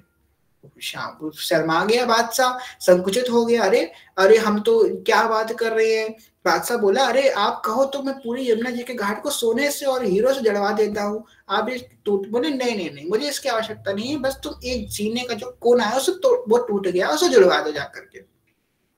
तो भाई बादशाह को बड़े शर्म आई। बादशाह जब गया देखने के लिए, अरे क्या है, छोटा सा टुकड़ा होगा, जुड़वा दूंगा। जब गया तो जब वो उस टुकड़े को देखने गया तो उसे लगने लगा कि इतना बड़ा वो जीना है, इतनी विशाल यमुना महारानी, उसके सामने बादशाह एकदम चींटी के बराबर छोटा हो गया। और वो समझ गया कि इतना बड़ा, तो मैं ऐसा लग रहा है कि कोई आकाश टूट गया और आकाश को जोड़ने पड़ रहा उसको। तो बादशाह रोते रोते गया और क्षमा मांगने लगा, अपनी पगड़ी उसने हरदास जी महाराज के चरणों में रख दी, मुझे क्षमा कर दीजिए, मैंने अपने बादशाही में और अपने अभिमान में ये बात भूल गया था कि ये वृंदावन धाम है। तो बादशाह भी वहां से प्रणाम करके वहां से निकल गया। और बादशाह ने कही कि मैं कुछ तो आपको दे करके जाऊंगा। तो बादशाह ने बहुत सुंदर इत्र, गुलाब का इत्र हरदास जी महाराज को दिया। तो हरदास जी महाराज ने लिखा हाँ मैं ये ले लूंगा बिहारी जी की सेवा में। तब से आज दिन तक प्रचलन है कि बिहारी जी महाराज की इत्र सेवा होती है, बिहारी जी महाराज की चौखट पे इत्र। अब तो राधा वल्लभ जी में होने लगी है, हम कुछ कहना नहीं चाहेंगे उसके विषय में, पर जो प्रामाणिक है वो हरदास जी महाराज के संप्रदाय में है। जो बिहारी जी की इत्र सेवा वो प्रारंभ जहां से हुई और प्रामाणिक जहां से हुई वो हमारे हरदास जी महाराज के द्वारा स्थापित की गई। तो बिहारी जी की इत्र सेवा होती है चौखट पे बिहारी जी महाराज के। और हरदास जी महाराज की जीवन की बहुत बहुत सारी घटनाएं हैं, बहुत सुंदर कथाएं है उनके जीवन की। एक बार क्या हुआ, माया देवी गई उनके पास, बोली कि स्त्री का रूप रख के कि हमको आपसे कुछ बात करनी है। तो बोले हाँ हाँ बैठिए बैठिए बात करेंगे आपसे। ठीक है, बैठ गई। बोली सुनिए तो मुझे आप एक बार बात सुनिए, अपने काम पे लग गए। बोले रुको रुको मैं अभी स्नान करके आऊंगा तब बात कर लूंगा। बोले ठीक है, बैठी रही माया देवी, स्नान करके। बोले आप सुनिए। बोले रुको रुको तिलक रचना कर लूं मैं अपनी, जब तब कर लूं तब बात करूंगा। ठीक है, जब तक स्नान, ठीक है। अब अरे अब ठाकुर जी का श्रृंगार कर लो तब बात करूंगा, श्रृंगार कर, आरती कर, और अमनिया बना रहा हो भी बोलो मत, अमनिया बनाओ तब बात करूंगा। अमनिया बनवा ली। अब ठाकुर जी भोग पाएंगे, शांत रहना एकदम, भोग पाएंगे ठाकुर जी। अरे ठाकुर जी शयन कर ले, मैं उनको ले जाऊंगा पद गावा कर। ऐसे 1 दिन 2 दिन 3 दिन 4 दिन 21 दिन बीत गए और वो माया देवी वहीं बैठी रह गई। समय ही नहीं है हरदास जी महाराज के पास उनसे बात करने के लिए। तो माया देवी ने ये बात देखी कि भाई इनके पास तो समय ही नहीं है हमसे बात करने के लिए, तो उनकी शरणागत होगी, उनके चरणों में गिर पड़ी। बोली कि आप उनको अपने शरण में ले लीजिए। उन्होंने वहां पे कह रहे तुलसी जी की लता से लताएं तोड़ी और ऐसे गोल बना करके लताओं को उसके गले में कंठी पहना दी, उसे वहीं जो है वैष्णव बना दिया। कुंज बिहारी श्री हरिदास। तो इस प्रकार बिहारी हरिदास जी महाराज ने हर प्रकार से बिहारी जी को लाडी लड़ाया पूरे समय। आगे कह रहे हैं सगन निकुंजन रहत दिन बाहर अधिक स्नेह। कहाँ रह रहे हैं? जैसे सेवक जी महाराज कह रहे हैं हरिवंश प्रभु के लिए कि लता भवन सुख शीतल जहाँ श्री हरिवंश रहत में तहाँ तहाँ न वैभव आने के। वही बात हरिदास जी महाराज के लिए। हरिदास जी महाराज कहाँ रह रहे हैं? सगन निकुंजन रहत दिन बाहर अधिक स्नेह। सिर्फ प्रिया प्रीतम के उस सगन निकुंज कुंज कुटीर में कुंजों में ही निवास कर रहे हैं श्री हरिदास जी महाराज, और कहीं नहीं जा रहे हैं कुंजों को छोड़ करके, और उसी में उनका प्रेम भर रहा है। एक बिहारी हेत लगे छाड़ दिए सुख गेह। एक बिहारी से जो उनका प्रेम लगा, बिहारी लाल से, कुंज बिहारी से उनका जो प्रेम लगा, कुंज बिहारी सरकार ने जो उनकी प्रीत भरी, वो कुंज बिहारी से प्रेम जो है उनका ऐसा बढ़ा कि उन्होंने सब प्रकार के सुखों का त्याग कर दिया। रंग छत्र पति कछु नहीं धरी, धरी न मन परवाह। ना किसी प्रकार की जो है रंग छत्रपति काहू की धरी न मन परवाह, रहे बीज रस भजन में लीने कर करुणा। बहुत सुंदर बात कह रहे हैं कि उन्होंने किसी प्रकार का कोई भेद नहीं किया। जैसे हमारे महाप्रभु जी की उपासना है ना, उसके 3 संप्रदाय की उपासना बिल्कुल सेम है, बाकी सभी की सेम है, हम किसी को ऊपर से नहीं कह रहे, सभी भगवान के हैं, पर उपासना पद्धति की सिद्धांत की बात कर रही है तो इन तीनों का सिद्धांत बहुत सेम हमको दिखा। जो हमने पढ़ा तीनों का सिद्धांत बहुत सेम दिखा।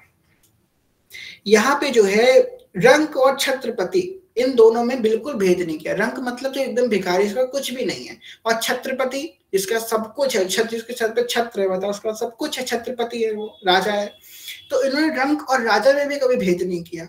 भैया तुम राजा हो, तुम यहाँ गद्दी में बैठो आकर के, अरे तुम रंक कहीं जमीन में बैठ जाकर, नहीं, सबको सेम इन्होंने दर्जा दिया। धरे न मन परवाह, रहे बीज रस भजन में लीन कर करुणा। और नित्य प्रिया प्रीतम के, नित्य कुंज बिहारी सरकार के भजन में नित्य भीगे रहे।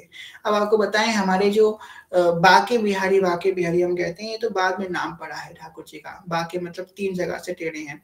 कुंज बिहारी ठाकुर जी का वास्तविक नाम है, जो कुंज में बिहार करते हैं, कुंज बिहारी।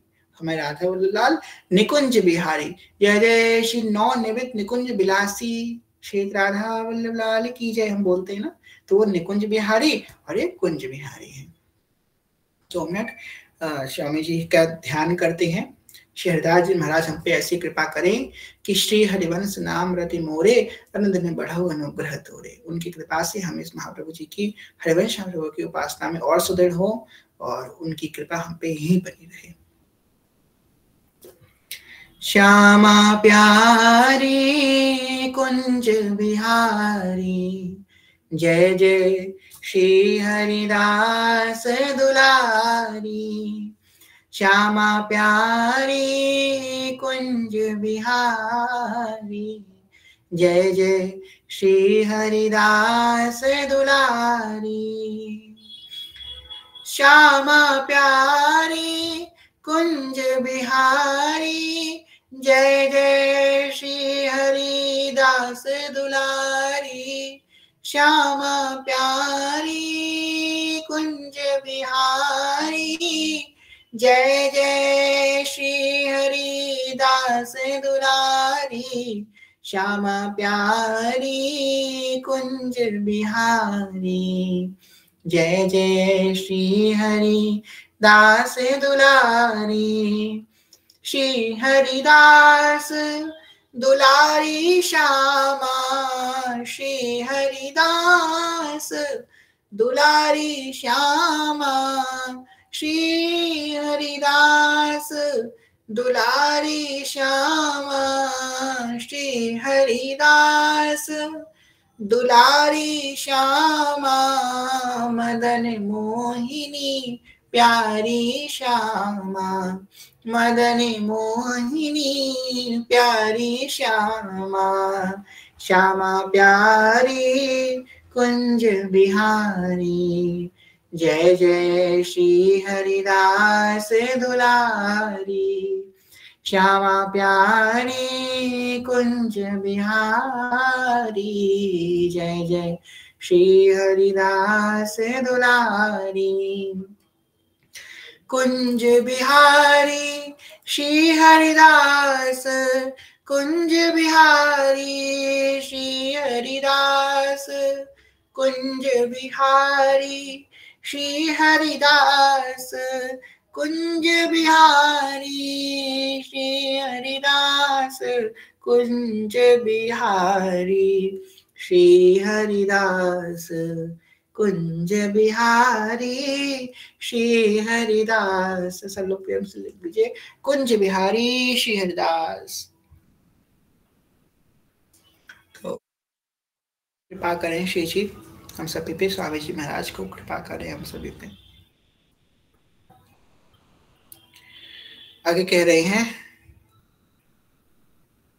बल्लभ सुत विठ्ठल बहे अति प्रसिद्ध संसार, सेवा विधि जय ही समय की नीति व्यवहार, राग भोग अद्भुत विदित जो चाहिए जी काल, दिन ही लड़ाड़े हेत सौ गिरधर श्री गोपाल।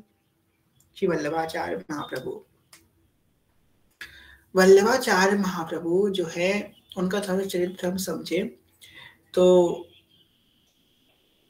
हमको उनको पिता का नाम नहीं याद आ रहा, पिताश्री का, तो वो जो है कहीं के साहूकार थे। जब वो रास्ते में जा रहे थे तो उनकी माता को, मतलब उनकी पत्नी को एकदम प्रसव पीड़ा हुई। कहाँ पे एकदम कैसे क्या होगा, तो एक वृक्ष के नीचे उन्होंने एक पुत्र को जन्म दिया। जब जन्म दिया एक पुत्र को तो देखा कि वो पुत्र तो जन्म से उसके सांसें नहीं चल रही हैं, तो शोक विलाप करके वो आगे बढ़ गए और वहीं उस पुत्र को छोड़ दिया, क्योंकि वहां पे एकदम उनके मुगलों का आक्रमण हो रहा था। तो अपने गांव को छोड़ के भाग रहे थे, रास्ते में प्रसव पीड़ा हुई, पुत्र को जन्म दिया, पुत्र मृत्यु, आगे बढ़ गए। थोड़ी देर बाद उसी जगह पे क्या उत्पन्न हुआ, वहां पे देखा कि एक कमल के पुष्प पे एक सुंदर बालक क्रीड़ा कर रहा है, उसी वल्लभाचार्य महाप्रभु। वल्लभाचार्य महाप्रभु ने जो है वल्लभ संप्रदाय को, जिसको हम लोग बोलते हैं चार संप्रदाय में जो रुद्र संप्रदाय है, रुद्र संप्रदाय में वल्लभ महाप्रभु ने अपनी वो ऐसी प्रतिष्ठा उत्पन्न करी कि उन्होंने बहुत सुंदर इस प्रकार से जो है प्रिया प्रीतम को, जो ठाकुर जी को है ना, वो जो है एक, जैसे कि हम लोग देखते हैं ना हमारे घर में, सभी के घर में लड्डू गोपाल है। बहुत सिंपल एग्जांपल देते हैं, लड्डू गोपाल किसकी देन है? लड्डू गोपाल वल्लभाचार्य जी की देन है, क्योंकि ये जो स्वरूप है ना लड्डू गोपाल का, ये वल्लभाचार्य जी ने ही प्रकट किया है। ठाकुर जी का लड्डू हाथ में पकड़े हुए, ये बाल रूप है, बाल रूप से ठाकुर जी का जो लाड लड़ाया है, ठाकुर जी को बाल रूप से जिनकी सेवा प्रकट करी है, श्री वल्लभाचार्य महाप्रभु ने प्रकट की। पुष्टि मार्ग में भी राग भोग की सेवा है ठाकुर जी की। पर वहां पे जो है श्रीनाथ जी महाराज की सेवा, जैसे हम लोग देखते हैं ना, श्री इंद्रिय जी महाराज के पास जो गिरधर लाल है, वो जिनकी सेवा करते हैं वो पुष्टि मार्ग के अनुसार ही उनकी सेवा करते हैं गिरधर लाल जी की। तो पुष्टि मार्ग में बहुत सुंदर सेवा पद्धति स्थापित करी वल्लभाचार्य महाप्रभु ने। वल्लभाचार्य जी जो है एक बार जब उन द्वारकाधीश जी के दर्शन करने गए, तो द्वारकाधीश जी ने उनको आज्ञा कर दी कि आपको विवाह करना है। तो उन्होंने कही कि हम विवाह नहीं करेंगे, आप ऐसे थोड़ी ना, आपसे हमने प्रेम किया, हम विवाह कैसे कर ले? द्वारकाधीश जी बोले हमारी आज्ञा को विवाह तो करना पड़ेगा। तो वल्लभाचार्य जी ने बोला कि हम विवाह तो कर लेंगे, पर हमारे पुत्र के रूप में आपको ही आना पड़ेगा, तो हम विवाह करेंगे। तो द्वारकाधीश जी ने कही हाँ बिल्कुल, हम आपके पुत्र के रूप में आएंगे। तो उनके पुत्र के रूप में श्री विठ्ठल दास जी के रूप में श्री ठाकुर जी ही प्रकट हुए वल्लभाचार्य जी के पुत्र के रूप में।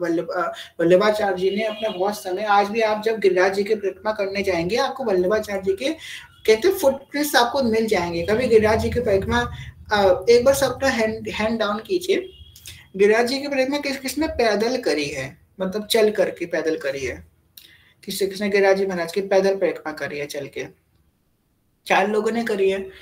आप लोग अगर पैदल परिक्रमा, बस परिक्रमा ही अगर नहीं करे होंगे और आसपास देखते चले होंगे, तो आपको कई जगह एक आपको बोर्ड दिखावा मिला होगा, पहली बैठक, दूसरी बैठक। किसने देखा है जिन्होंने हैंड रेस किया? पहली बैठक, दूसरी बैठक, रास्ते में लिखा होता है पहली बैठक, दूसरी बैठक, तीसरी बैठक, चौथी बैठक। ये बैठक है, जगहें हैं जहाँ पे वल्लभाचार्य जी ने, जहाँ पे बैठ करके प्रिया प्रीतम को लाड लड़ाया, ठाकुर जी को लाड लड़ाया वल्लभाचार्य जी ने। वल्लभाचार्य जी जब मुगलों का आक्रमण हुआ, तब जो है हमारे जो श्रीनाथ जी महाराज हैं, उनको उन्होंने प्रकट किया। तो जब बड़ी संकुचित भाव से ठाकुर जी की सेवा करते थे, बहुत संकुचित भाव से ठाकुर जी की सेवा करते थे, तो उन्होंने जो है उस काल में भी भक्ति को कभी गिरने नहीं दिया। और हमारे जो वल्लभाचार्य आचार्य है, वल्लभाचार्य जी का मिलन हरिवंश महाप्रभु से भी हुआ। हरिवंश महाप्रभु का मिलन हरिराम दास जी तो उनके शिष्य थे, हरिदास जी महाराज से भी हुआ, वल्लभाचार्य जी महाराज से भी हुआ। एक बार वल्लभाचार्य जी महाराज और हरिवंश महाप्रभु एक सभा में उपस्थित थे, तो वल्लभाचार्य जी ने प्रश्न किया, अमुक एक कोई प्रसंग चल रहा था वेदांत का कुछ प्रसंग चल रहा था। तो वल्लभाचार्य जी तो भाई आचार्य हैं और 4 संप्रदाय के में विशिष्ट एक प्रमुख संप्रदाय विष्णु स्वामी संप्रदाय, रुद्र संप्रदाय के आचार्य हैं। तो वल्लभाचार्य जी ने पूछा, वो तो वेद वेदांत को जाने वाले हैं, तो उन्होंने हरिवंश महाप्रभु से पूछा कि इस उपयुक्त वेदांत पे या इस दर्शन पे आपका क्या मत है। दर्शन मतलब फिलॉसफी, इस प्रमुख दर्शन पे आपका क्या मत है, आप क्या कहना चाहते हैं इसके ऊपर। तो महाप्रभु जी ने शब्द कहे, रहो कहो काहू मन ही दिए, मेरे प्राणनाथ श्री श्यामा, शपथ करूं तिन चिए, रहो कहो काहू मन ही दिए। कह रहे कि भाई मैं तो गवार हूं, मुझे कुछ नहीं पता, बस मैं इतना जानता हूं कि प्रिया प्रीतम मेरे हैं, मैं प्रिया प्रीतम का, मुझे इसके सिवा कुछ नहीं पता। महाप्रभु वहां पे मौन हो गए। तो वल्लभाचार्य जी का और श्री विठल दास जी का जो है मिलन जो है हुआ है महाप्रभु जी से, हरिवंश महाप्रभु जी से। तो वल्लभाचार्य जी ने जो है आज हम सबके घर में लड्डू गोपाल सब वल्लभाचार्य महाप्रभु जी की देन है। आज जो हमारे इस समय जो राधा नाम है वो हरिवंश महाप्रभु की देन है। इसी प्रकार जो ठाकुर जी का जो लड्डू गोपाल स्वरूप है ना, वल्लभाचार्य जी की देन है। वल्लभाचार्य जी ने ऐसा प्रकट किया और आज देखो आपको घर घर में लड्डू गोपाल मिल जाएंगे। कोई जानता नहीं है कि वल्लभाचार्य जी कौन है। ये होती है भक्त की उपमा की वल्लभाचार्य जी ने अपना नाम नहीं किया कि कोई वल्लभ जाने कि वल्लभाचार्य जी कौन है। वल्लभाचार्य जी को कोई नहीं जान पाया। देखो कितने लोग जानते वल्लभाचार्य जी को, कोई नहीं जानता कौन थे क्या थे, पर लड्डू गोपाल को सब हर कोई जानता है। अगर हम तो कहते हैं अपने धर्म में भी और दूसरे अन्य धर्म के लोग हैं वो भी लड्डू गोपाल जानते हैं कि हाँ इनके जो ठाकुर जी है छोटे से ऐसे हाथ करे बैठे रहते लड्डू लेकर के। वो स्वरूप इतना प्रसिद्ध हो गया ठाकुर जी का, गिरधर लाल जी का स्वरूप। और उन्होंने गिरिराज जी को बहुत लाड लड़ाया वल्लभाचार्य महाप्रभु ने। जब हम गिरिराज जी की बड़ी परिक्रमा करेंगे, थोड़ा सा आगे बढ़ेंगे तो आप लोग देखिएगा तीसरी बैठक, आप लोग कभी जाइएगा तीसरी बैठक में जाइएगा, हमें नहीं पता आप लोग पहचान पाएंगे कि नहीं, वो तो हमें आपको बता पाएंगे। श्री जी कृपा करे कभी संग में परिक्रमा लगी तो अवश्य हम लेकर के जाएंगे। तीसरी बैठक के पास एक कुआं है वल्लभाचार्य जी की, वो कुआं आज भी चल रहा है। उस कुआं से जब ठाकुर जी आए तो उन्होंने उस कुआं से वल्लभाचार्य जी ने उन ठाकुर जी को जल पिवाया था। और आपको बताएं, आप तो जानते हैं कि हमारे ब्रज में हर कुएं में और यमुना जी का जल जो है कितना जो है कितना खारा जल लगता है पीने में, पर उस कुएं का जल इतना मीठा है, आपको क्या बताएं, इतना मीठा जल है उस कुएं का। वल्लभाचार्य जी की तीसरी बैठक के बाद कुआं है, आप लोग कभी जाइएगा तो उसका जल अवश्य पीजिएगा जाकर के। हम और पता है जब हम दंडवती परिक्रमा लगा रहे थे पिछले साल, आज के समय में दंडवती परिक्रमा, आज के समय में तो नहीं, पर हाँ हमने जनवरी से बसंत पंचमी से हमने प्रारंभ कर दी थी। बसंत पंचमी से हमने दंडवती परिक्रमा प्रारंभ करी थी गिरिराज जी की। हम जब उस समय तक वहां पे पहुंचे तो हम बहुत थक गए थे, बहुत एकदम हमारा शरीर थक गया था। अब शरीर है भाई, मनुष्य है, थक गए थे बहुत ज्यादा।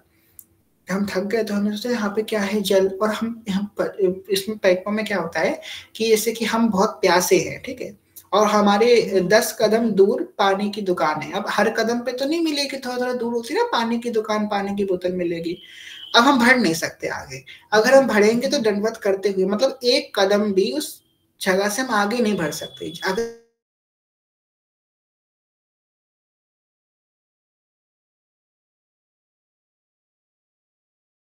पानी की हमको प्यास लग रही, हम पानी नहीं पी सकते सामने, मतलब समझ लो कि थोड़ा सा ही दूर था आगे पानी की, पर हमारी इतनी ताकत नहीं थी शरीर में कि अब हम आगे जाकर के पानी की बोतल खरीदें और पानी पिए। क्या करें, देखा तीसरी बैठक, कुछ ना कुछ तो होगा, अंदर गए। नगली चटा के बोलते कुआं देखा। हमने जिंदगी में कभी कुएं का पानी नहीं पिया था। हम तो शहर में पले बड़े व्यक्ति, हमने कभी जिंदगी में कुएं का पानी नहीं पिया था। कुएं का पानी पिया और वो कुएं का पानी इतना मीठा, हम आपको बताया, हम करीबन आधी बाल्टी पानी पी गए होंगे, इतना मीठा पानी वो लग रहा हमको। तो आपको पता है वो पानी पीने के बाद इतना हमको एकदम ऐसा लगा कि इतना शरीर में इतनी शक्ति आ गई ना, ऐसा लगा कि ठाकुर जी ने हमको वो शक्ति प्रदान करी। और हमको बताए वो दिन में 1 किलोमीटर पौध लगाई। पैदल 1 किलोमीटर कुछ नहीं होता है, पर लेट के बहुत कुछ होता है। 1 किलोमीटर दंडवत हमने उतनी हमने कभी नहीं लगाई। उसके बाद 1 किलोमीटर हम दंडवत करके आगे बढ़ गए। उसमें हमें इतनी हिम्मत नहीं थी कि पानी की बोतल ले सको। इतनी कृपा महाप्रभु जी की हुई वहां पे, वल्लभाचार्य महाप्रभु की, कि जो है चलते चले गए। इसलिए बस अपने आचार्य के अनन्य रहो, सब कोई आप पे कृपा करेगा। जहाँ पर कृपा राम की हुई ता पर कृपा करे सब कोई। अगर आप अपने आचार्य के अनन्य हो जाओगे, उनके नाम के अनन्य हो जाओगे, तो जितने आचार्य हैं, जितने संत हैं, सब आप पे कृपा करना प्रारंभ कर देंगे। हर जगह के पीछे हमको नहीं भागना। वल्लभाचार्य जी राधा वल्लभ संप्रदाय के या हरिवंश महाप्रभु के शिष्य है? नहीं, वो अलग संप्रदाय है, अलग संप्रदाय। किसी से कहमत दीजिएगा, लोग ऑफेंड हो जाएंगे ये बात सुन के। वल्लभाचार्य जी अलग है और हमारा राधा वल्लभ संप्रदाय अलग है। वैसे उनकी भी फिलॉसफी बहुत कुछ सेम है, पर हमने एक वहां पे जब 3 संप्रदाय का नाम लिया तो वहां पे, क्योंकि उनके यहाँ लाल जी की प्रमुखता है, लाल जी की जो है प्रधानता है, और हमारे यहाँ इन 3 संप्रदाय में राधा चरण प्रधान है। वल्लभाचार्य जी के मार्ग में ठाकुर जी के चरण प्रधानता है, और यहाँ पे जो है राधा चरण। यहाँ पे पहले प्रिया जी को भोग लगेगा तब ठाकुर जी को लगेगा। तुलसी पत्र यहाँ पे यूज नहीं होता, वहां पे होता है। तो इस प्रकार राग बोध अद्भुत जो चाहिए जही काल, दिन ही लड़ाड़े हेत सो गिरधर श्री गोपाल। कभी आप लोगों को मौका मिले तो जाइएगा गिरिराज जी महाराज के दर्शन करने, या फिर नाथ द्वारा में श्रीनाथ जी के दर्शन करने जाइएगा। श्रीनाथ जी के दर्शन जो है आप कभी, हम लोग कहते हैं ना सेवा क्या होती है, वो आपको श्रीनाथ जी में देख के पता चलेगा कि सेवा वास्तविक होती क्या है। हम लोग कहते हैं ना भोग असली में भोग क्या होता है ठाकुर जी का, आपकी आंखें चौंधिया जाएंगी देख करके। इतनी सुंदर तरह से एक एक चीज उनकी इतनी सुंदर होती है। इतना भोग है तो करीबन 556 नहीं 556 भोग राग है तो इतने सुंदर राग ठाकुर जी पा रहे हैं। एक सुंदर पद है इसी मार्ग का है।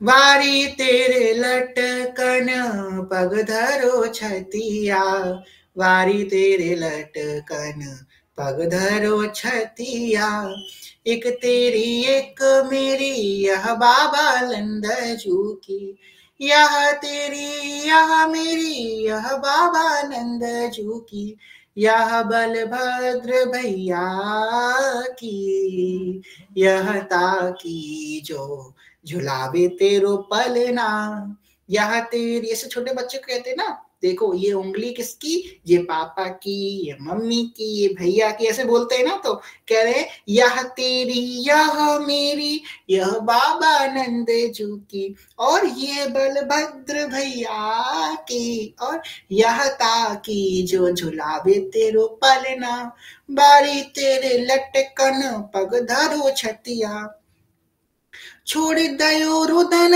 हंसो मोरे लनना। इसलिए ठाकुर जी रो रहे हैं ना, तो उनको शांत करवा रहे हैं। छोड़ दो रुदन हंसो मेरे लनना, बारी तेरे लटकन पग धरो छतिया। बहुत आपको बताए कि इतना सुंदर लाड ठाकुर जी का हमने और कहीं नहीं देखा। मतलब बहुत सुंदर, मतलब बाल गोपाल का बहुत लाड होता है। नाथ द्वारा में कभी आपको मौका मिले तो अवश्य जाइएगा ठाकुर जी का दर्शन करने। नाथ द्वारा में जा पाए तो गिरिराज जी में जाइएगा। गिरिराज दान घाटी जतिपुरा, ये दोनों मार्ग वल्लभी संप्रदाय के ही है। अभी थोड़े दिन पहले हम गए थे जतिपुरा जतिपुरा में समाज गायन चल रहा था।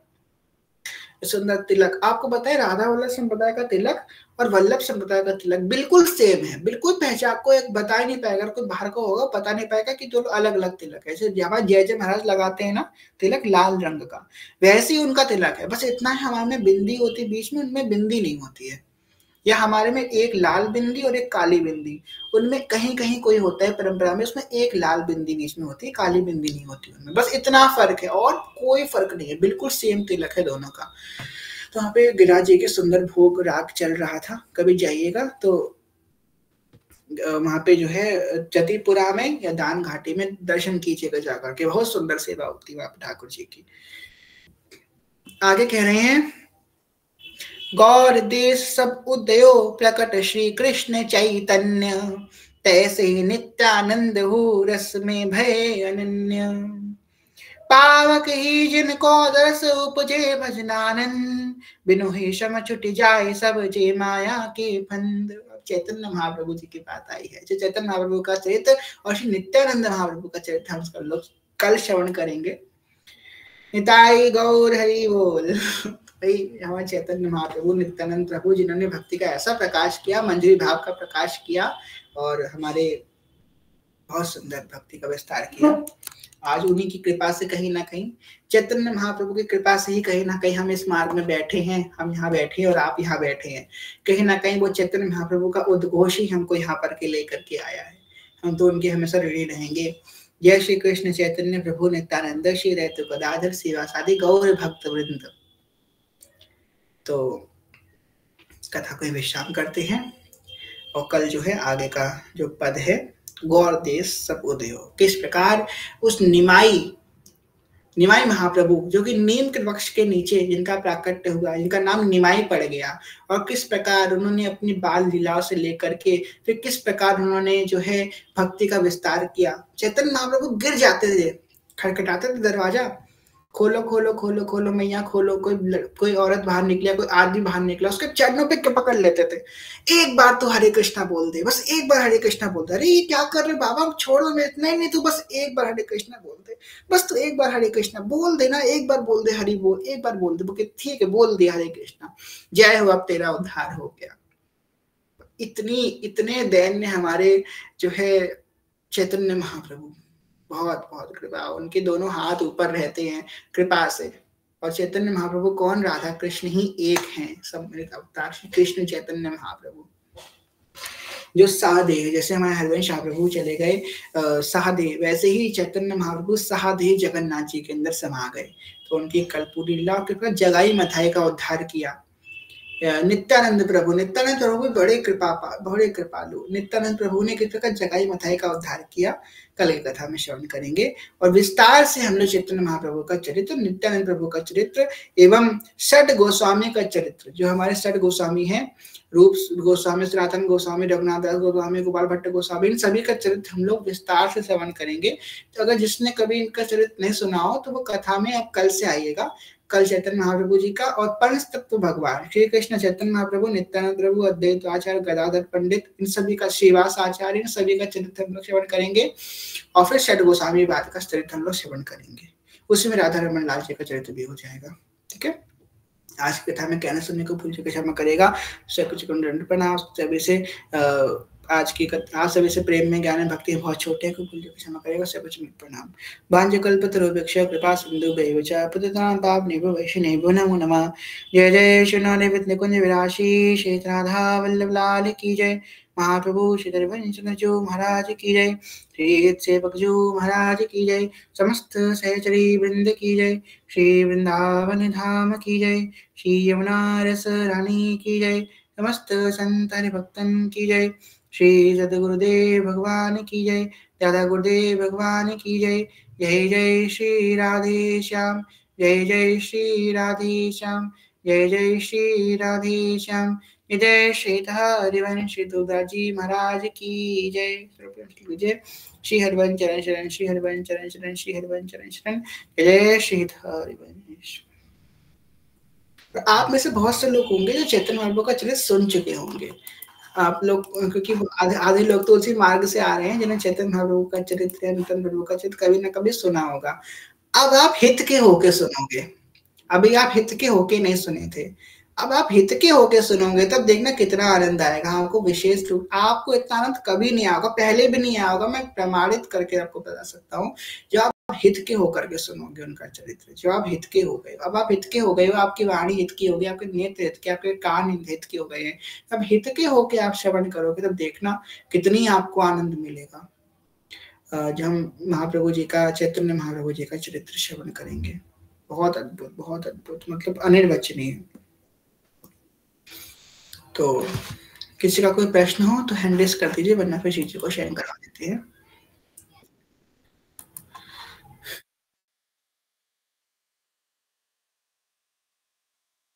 श्री हरिवंश, रीना सखी। श्री हरिवंश भैया। जी जी बताइए। भैया आज ना गुरु महाराज जी की एक रील आई हुई थी, उसमें था कि कोई जैसे फार्मा के फील्ड में थे, तो उन्होंने प्रश्न किया था कि उनको तो अपने फार्मा के एक्सपेरिमेंट्स करने के लिए चूहों या मिंट को किसी पे करना पड़ता है, तो क्या उस चूहे को मारने का पाप लगेगा?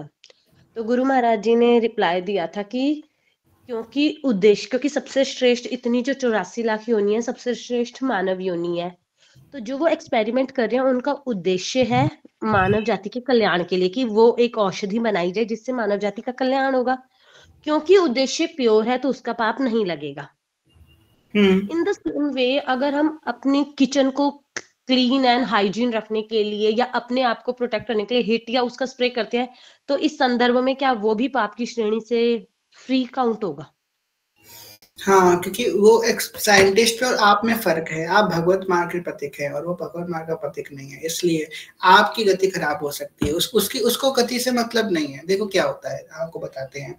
जैसे कि आप जो है प्याज लहसुन खाना आपके लिए महापाप है। अगर आपने प्याज लहसुन खा लिया तो आपको पाप लग जाएगा, और कोई व्यक्ति दूसरा खा से पाप लगेगा, उससे नहीं लगेगा, क्योंकि शास्त्र में पाप थोड़ा बोला गया है। तो अगर आप कंठी पहन के प्याज लहसुन खा रही हो तो आपको इतने ब्रह्म हत्या का, गौ हत्या का पाप लग जाएगा। पर अगर कोई व्यक्ति जो है ऐसी प्याज लहसुन खा रहा है तो उसको पाप नहीं लगेगा। तो दोनों के लिए नियमावली अलग अलग हो जाती है। जैसे कि सबके लिए अलग अलग विधान होता है। अगर कोई इस देश का है तो उसके लिए ये कानून, उस देश के लिए उसके लिए वो कानून आपको लग जाएगा, पर उसको नहीं लगेगा, क्योंकि उसका कार्य ही यही है। पर आपके लिए, क्योंकि आप भागवतिक मार्ग की हो, आपका सिद्धांत ही है सब सुहित निष्कामति, श्री वृंदावन विष्टाम राधा वल्लभ लाल को हृदय ध्यान मुख नाम। तो आपका वो सिद्धांत ही है। देखो वो उसका वो कार्य से मजबूरन वो करना ही पड़ेगा, उसके बिना कोई चारा ही नहीं है। अगर वो नहीं करेगा एक्सपेरिमेंट, वो कहाँ से, मतलब दवाइयाँ ही नहीं बनेंगी, वैक्सीन ही नहीं बनेंगी, आपके पास चारा है। आप और भी कुछ कर सकती हो, आपके पास सेकंड ऑप्शन है। मारने के सिवा आप जो है वहाँ पे साफ सफाई कर लो, ऐसी कुछ व्यवस्था बनाओ कि वहाँ पे ना आ पाए। आप और चीजें कुछ कर सकते हो, आपको ऑप्शन बी है, उसका प्लान बी नहीं है, इसलिए गुरुदेव ने उसको कह दिया कि आप कर सकते हो। और आपके लिए जो सिद्धांत होगा वो उसके लिए अलग होगा। अब आप मान लोगे क्या कि जो स्थिति आपकी होगी वो स्थिति उसकी होगी? नहीं हो सकती ना। आपकी जो मेंटेलिटी होगी या आपका जो भाव होगे उसके भाव होंगे नहीं, सबके अलग अलग होता है, सबके अलग अलग वो होगा। अगर कोई ये बात कहता है ना कि श्री कृष्ण सबसे समान प्रेम करते हैं, तो हमें ये बात उनको अच्छी नहीं लगती है। यद्यपि ये सिद्धांतिक बात है, पर हमें नहीं अच्छी लगती, क्योंकि श्री कृष्ण सबसे समान तो प्रेम करते, भगवान ने गीता में ये बात खुद कही है कि मैं उससे विशेष प्रेम करता हूँ जो मेरा भक्ति भाव से मेरा पूजन करता है। मैं सबसे समान प्रेम करता हूँ, भगवान गीता में ये बात खुद कह रहे हैं कि मैं उससे विशेष प्रेम करता हूँ जो मेरा भक्ति भाव से सेवन करता है। तो आपके सिद्धांत अलग हो जाएगा। ठीक है, ठीक है भैया। जिस हिसाब से अनियन गार्लिक को पाप नहीं कहा गया, बट साधक के लिए उसका प्रयोग वर्जित है, बट मांसाहार को तो पाप की श्रेणी में हमारा हिंदू शास्त्र काउंट करता है। हाँ, तो एक सोल्जर को तो खाना पड़ता है, तो इसका मतलब वो पाप की कैटेगरी में कैटेगराइज होंगी। अब सोल्जर को तो खाना भी पड़ेगा, नहीं खाएंगे तो ये तो कंट्री की अपनी प्रोटेक्शन के लिए। और जिस तरह से धर्म है तो राष्ट्र धर्म भी तो एक धर्म ही है। हाँ, देखिए उसमें दो ऑप्शन है। अगर उसके पास ऑप्शन नहीं है कुछ भी खाने का, अगर वो उसके पास कुछ भी खाने का ऑप्शन नहीं है, अगर उसके पास कोई सब्जी भी नहीं है या कोई भी अन्य का सामान सामग्री नहीं है, अगर वो उस श्रेणी में खा रहा है तो वो उसके लिए धर्म कहलाएगा। पर अगर वो सब कुछ है उसके बाद ही वो खा रहा है तो उसके लिए वो भी उसके लिए भी अधर्मी ही कहलाएगा। आई थिंक तो भैया सोल्जर्स को तो फोर्स्ड ही होता है मांसाहार का भक्षण, नहीं होता होगा, क्योंकि यदि नहीं, आप यहाँ पे खाएंगे तो तो सोल्जर वाइफ बैठी है साधना में, आप बताइए, हमें तो सोल्जर का इसका पता नहीं है, सोल्जर्स के लिए क्या होता है। श्री हरिवंश, श्री हरिवंश। हाँ, तो किसी चरणों में दंडवत प्रणाम। आपका जो ये प्रश्न है ना, ये बहुत पुरानी बात हो गई कि ऐसी कोई व्यवस्था होती थी। आजकल टेक्निक्स इतनी ज्यादा आ गई हैं, इतनी व्यवस्थाएं हो गई हैं कि ऐसी सिचुएशन नहीं आती है। ऐसी कृपा है श्री जी की। और दूसरी बात, जो नहीं खाते वो मृत्यु को प्राप्त हो जाएंगे पर वो नहीं पाएंगे। जिसने कभी मतलब किसी जीव को मारा ही नहीं, चींटी को मारने से भी 4 बार सोच रहा है, वो कैसे अपने जीवन के रक्षण के लिए किसी को मार के खा सकता है? कभी नहीं, ये उचित नहीं है, बिल्कुल उचित नहीं है कि हम अपना जीवन देखिए, जो लोगों ने कभी पाया है, वही पाने की क्षमता रखेंगे, जिन्होंने कभी नहीं पाया है, वो कभी नहीं पा सकता, बेशक उसको मृत्यु मिले। तो आप निश्चिंत रहिए, हालाँकि अभी ऐसी व्यवस्थाएँ नहीं हैं, ऐसा नहीं होता है। बहुत कृपा है श्री जी की, हर जगह बहुत आधुनिक जो चीज़ें आ गई हैं उसका है। अगर कुछ नहीं है तो उनके पास ड्राई जो फूड होते हैं वो अवेलेबल होते ही होते हैं। ऐसा है तो निश्चिंत रहिए, उनके लिए तो ये बात नहीं है बिल्कुल भी। श्री राधा आप बहुत सुंदर, बहुत सुंदर, श्री धन्यवाद। हरिवंश, श्री हरिवंश मैया, श्री हरिवंश भैया। यहाँ पे आपने एक बात की ना, इस बात पे मैं एक और चीज ऐड करना चाहेंगे। जैसे कि क्या होता है ना, हम लोग जैसे कि अपना इतिहास पढ़ते हैं, हमारे जो महाराजा थे उन्होंने क्या किया, उन्होंने हार स्वीकार करी पर कभी पीठ पे वार नहीं किया। तो हमारे जो ये भारत देश की जो है ना, हमारे संस्कार है, जो हमारे भारत देश की परंपरा है, ये हमेशा चरित्र पे और सिद्धांतों पे ही चलती आई है। उनका सिद्धांत है कि वो पीठ पे वार नहीं करेंगे, भले अपना राज्य हार जाए, भले अपने मृत्यु हार जाए। अब राज्य हारेंगे तो प्रजा पे संकट भी आएगा ना। और आप ये कहो कि प्रजा को बचाना उनका धर्म है, इसके लिए वो पीठ पे भी वार कर दे, नहीं, पीठ पे वार नहीं करेंगे तो नहीं करेंगे। वो उनका धर्म है, वो उनका कर्तव्य है। इसी हमारे जो उपासना है ना, जो हमारा ये देश है, हमारा देश हमेशा अपने चरित्र पे और अपने सिद्धांतों पे ही चलता आया है। भले ही मौत स्वीकार है पर उसका गलत चीज स्वीकार नहीं है। हमारी जो रानियां थी, कल ही बात हुई, हमारी रानी पद्मावती थी, वो भी कह रही थी हम अभी तो किसी की रानी है, फिर किसी और की रानी बन के रह जाएगी, पर उन्होंने मौत स्वीकार करी और पर किसी की उपभोग नहीं स्वीकार किया। तो हमारी जो वासना है ना, और जो हमारा ये धर्म है, हमारा देश है, ये हमेशा सिद्धांत पे और कहते हैं ना, सिद्धांतों पे, चरित्र पे और अपने धर्म पे ही टिका है।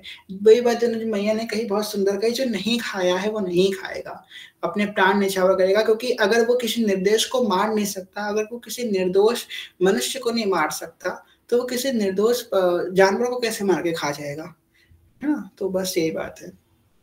श्री हरिवंश सीना मैया। श्री हरिवंश भैया, बहुत बहुत बहुत धन्यवाद। आपके चरणों में कोटि कोटि प्रणाम। श्री हरिवंश। कोटि कोटि प्रणाम। नहीं, हमारे स्कूल में एक साइंस टीचर होते थे हमारे, ये सब डरते थे कि ये प्रश्न ना पूछ ले। तो हमारे कुंज के साइंस टीचर हमारी रीना भैया, अब होता है आपको सब पता है, रीना भैया पूछने को डर लगने लगता है। आप कहाँ से लाती है प्रश्न, आप ये बताइए हमको। यही बस सुबह वो देख रहे थे तो माइंड में आ गई ये बात, महाराज जी की वीडियो देखी। नहीं, अच्छी बात है, आप प्रश्न आती हैं, इससे हमारी जो हमारा दिमाग का विकसन भी होता है आपके प्रश्न से। बहुत अच्छी बात है, हमारा दिमाग विकसित होता है। हरिवंश, श्री हरिवंश, श्री हरिवंश, बहुत सुंदर। हमारे कुंज में बाहर से लाने की जरूरत ही नहीं है। कहते ना, बाहर से कोई व्यक्ति आया, उसने कुंज में हड़कम मचा दिया, हमारी सखी यही तो आप काफी है कुंज में सब करने के लिए। सखी, आपने बहुत अच्छा प्रश्न किया है। ठीक है, श्री हरिवंश अभिनव भैया। श्री हरिवंश भैया, भैया मेरा 2 प्रश्न है, पूछूं? बताइए बताइए। फर्स्ट प्रश्न तो है कि जैसे मैं अपने परिवार से जैसे माता पिता से या फिर दीदी से जो है नाम जप कराता हूँ, जैसे हिजवी कृपा से, जैसे श्री हरिवंश का और राधा राम का, तो वो लोग तो मांस मदिरा सब कुछ पान करते हैं, तो उनका क्या गति होगा? क्योंकि नाम जप का अलग बैंक बैलेंस होता है ना, गुरुदेव भगवान बोलते हैं ऐसे, तो उनका क्या गति होगा? तो खराबी होगा। देखो क्या गति तो खराबी होगा, पर ये है कि जैसे इन्होंने जितने नाम जपे हैं, जैसे कि उन्होंने इस जन्म में 100 नाम जपे हैं, तो अगले जन्म में उनका जो अगला जन्म मिलेगा वो एक अच्छे घर में मिलेगा, ऐसे माहौल में मिलेगा कि वो भक्ति कर सके। और जो उनके जो अभी 100 नाम है उसके आगे की स्थिति, जैसे कि हम लोग कहते हैं ना कि 1 महीना कथा सुनी उसकी स्थिति इतनी हुई, फिर 1 साल सुनी उसकी स्थिति इतनी हुई, फिर 10 साल सुनी उसकी स्थिति इतनी हुई। तो समय के संग स्थितियां चेंज होती हैं। जो 100 नाम जपने के बाद जो स्थिति होगी, वही स्थिति से आगे से जो स्थिति होगी वो उनको अगले जन्म में प्राप्त होगी। पर क्योंकि अगर अधर्म आचरण कर रहे हैं हिंसा कर रहे हैं तो हम ये तो नहीं कहेंगे कि परम गति हो जाएगी। अगर देखो परम गति उस क्षण पे हो सकती है, जैसे कि कहते हैं ना एक राधा नाम लिया तो परम गति हो जाएगी, पर एक राधा नाम आपने लिया बात ठीक है, पर उस राधा नाम पे इतना विश्वास के संग नहीं लिए ना। अगर उससे विश्वास के संग लिया होता तो कोई संशय नहीं होता परम गति होने में, वो तो बस ऐसे ही लिया। और दूसरी बात उसके बाद हमने फिर भी पाप आचरण किए। भगवान कहते हैं तुम जितने भी पाप करें पर तुम मेरे शरण में आ जाओ, उसके बाद मत करना। पर शरण में आने के बाद भी अगर करें तो गति तो खराब हो जाएगी। पर हाँ उसी के आगे से फिर अगले जन्म में उनको भजन मिलेगा, उनका अगला जन्म जो है भागवतिक अवश्य हो जाएगा। और आप जी चिंता मत भैया। करो, आप नाम जब करवा रहे हो ना, हरिवंश नाम मंत्र जपत सिद्ध भव उद्धरणन, ये हरिवंश नाम उनके सारे गंदे आचरण सही कर देगा, आप निश्चिंत रहो। ये राधा नाम उनको सब सारे मार्ग पे ले आएगा, एक दिन में सब कुछ छोड़ देंगे।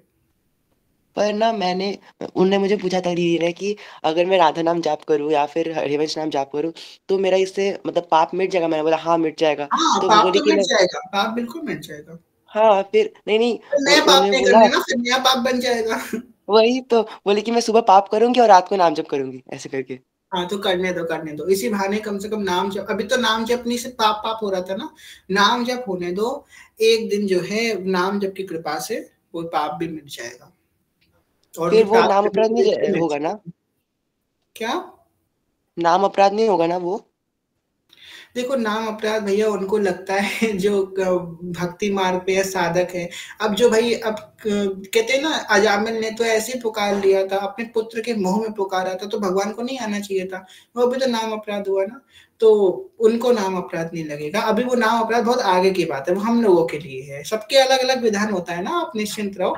आप बस उनको अभी करने दो, वो नाम अपराध आप कह रहे हो नाम के बल पे पाप करना, तो वो उनको जो कर रहे हैं पाप उनको करने दो, वो जो खा रहे हैं खाने दो। नाम जब उनको सब कुछ सही कर देगा। आपके पास चरणामृत है राधा वल्लभ जी का या गुरुदेव भगवान का? नहीं मेरी श्री का है, मेरे घर की श्री का, उनका और वो चरणा में। संत भगवान के चरणामृत आप लाए? जी जी। वो संत भगवान के चरणामृत जो आप कह रहे थे वो लेके आए आप? नहीं भैया मैं गया नहीं फिर से, और मैं जाऊंगा तब उनके शिष्य से पूछूंगा मैं। अच्छा चलो, जी जी। हम आपको बताएंगे एक चीज, पर्सनल बताएंगे, ठीक है? आप उनको जी वो जी। चरना वो पिलाओ तो उनकी बुद्धि अच्छी हो जाएगी। जी जी भैया, जी जी बिल्कुल। और वो महाराज जी ना बिल्कुल हमारे गुरुदेव भगवान की तरह, या मतलब उनका सत्संग और हमारे गुरुदेव भगवान का सत्संग पूरा सेम है, पर लैंग्वेज में बस डिफरेंस है, वो बंगाली बोलते हैं वो हिंदी बोलते हैं, बस पूरा सेम है। जय हो। तो आप जो उनका पिलाना पिलाएगा, और एक और चीज बताएंगे आपको, ठीक है? ठीक है जी जी चलिए। भैया। और एक ठीक, सेकंड प्रश्न। हाँ बताइए बताइए। जी जी। हमने आपसे पर पूछा था वो राधिका वल्लभ जो हमारे हैं, तो उनका सेवा कौन करता था? आपने बोला था एक बार उनके जो मतलब वंचन महाप्रभु के बाद जो उनके छोटे जो भाई है वो करते हैं, तो अभी भी कौन करते हैं? अभी वही पीढ़ी चली आ रही है क्या उनका भी, राधिका वल्लभ लालजू का भी? हाँ, हमको कंफर्म, हम देखिए इस बात को स्टैम्प नहीं लगाते, कथा रिकॉर्ड हो रही है, हम इस बात की अथॉरिटी नहीं देते हैं कि होता है, पर हम जब जाएंगे राधिका वल्लभ दर्शन करने, क्योंकि आपको सच बताएं कुछ मानिएगा नहीं, हम अभी तक राधिका वल्लभ मंदिर एक भी बार नहीं गए हैं, अभी तक इतनी बार हम जा चुके हैं, राधिका वल्लभ एक बार भी नहीं गए हैं। तो वहाँ पे जाएंगे, पता करेंगे, तभी हम इसका अथॉरिटी बता सकते हैं। पर जो है हमने जो सुना है अपने बड़े गुरु भाइयों से, तो वो यही सुना है, ठीक है? अच्छा अच्छा। हाँ वैसे ही एक कुंज बिहारी का भी है ना वो, और एक एक सेम देखने में है। स्नेह बिहारी और हाँ बाकी बिहारी। पूरा सेम देखने में। हाँ हाँ हाँ, जी वो जी। तो गौशाला से प्रकट हुए स्नेह बिहारी जी, उनकी तो अलग अच्छा कथा अच्छा। है। जी जी। श्री हरिवंश। श्री हरिवंश, श्री हरिवंश। श्री हरिवंश भैया, एक चीज थी, पूछ सकते हैं भैया? हाँ हाँ पूछिए पूछिए। यमुनाष्टक का जो 9th नंबर का श्लोक पद है, हम्म बुधस्त्रिकाल माधृत पठेत, इसका हम्म। अभिप्राय है मॉर्निंग इवनिंग नाइट में करना, कि एक टाइम पर मतलब 3 टाइम्स करना, मॉर्निंग इवनिंग नाइट, के आप एक ही बार में 3 बार कर लीजिए? अच्छा ये बताओ त्रिकाल का मतलब क्या होता है? त्रिकाल, काल तीन मतलब टाइम्स, टाइम। 3 टाइम्स ना? हाँ 3 टाइम्स मतलब कि एक ही, वही मैं पूछ रही, 3 टाइम्स मॉर्निंग इवनिंग नाइट का टाइम, के 3 बार में इकट्ठा कर लिया। मैं अभी बैठी और मैंने अभी तीनों बार पढ़ लिया। ये चालाकी हम भी करते थे। आप सेम हम भी करते थे, पर फिर हमको हमने पूछा अपने गुरु बड़े गुरु भाई से, तो उन्होंने हमको डांट दिया, ऐसा नहीं है, 3 बार करना है दिन में, 3 बार, सुबह दोपहर शाम। सुबह दोपहर शाम रात को नहीं कर सकते हम यमुनाष्टक का जाप? रात को नहीं हम लोग कोई साधन करते ना बेसिकली, पर आप रात को भी कर सकती है अगर कभी छूट गया तो। 3 काल तो करना ही है, क्योंकि सूर्य अस्त के बाद फिर संध्या नहीं होती है। 3 काल की संध्या सूर्य अस्त तक ही होती है, इस वजह से।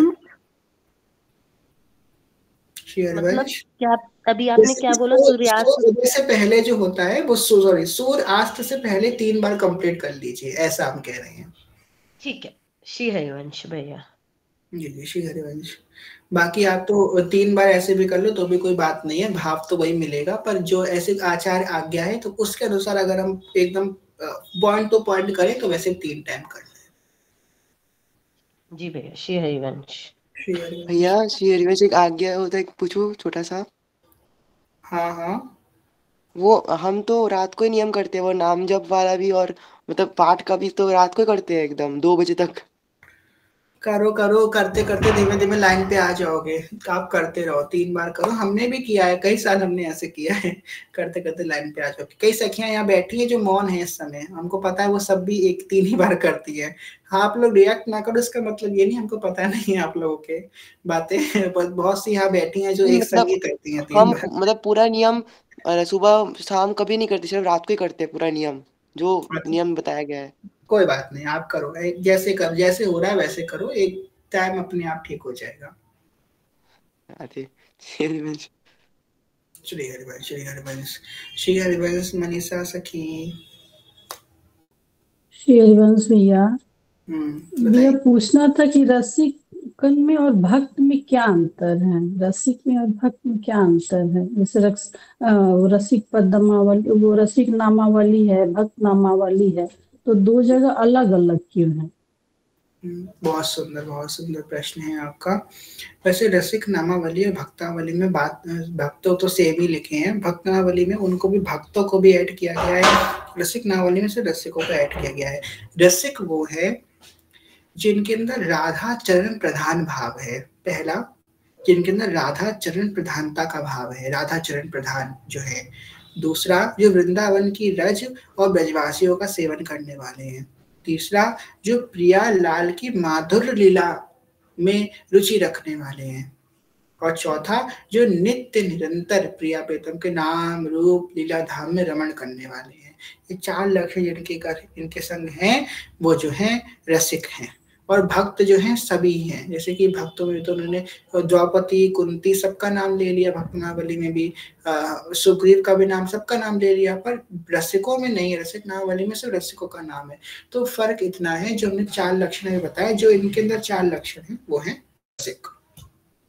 तो रसिक में ये नहीं, मीरा जी नहीं आ रही है, मीरा बाई जो है रसिक में नहीं आ रही है, वो भक्त में राधा चरण प्रधान नहीं, बस वही बात है। पहला लक्षण राधा चरण प्रधान। जी श्री हरिवंश। क्या बातें चल रही भैया?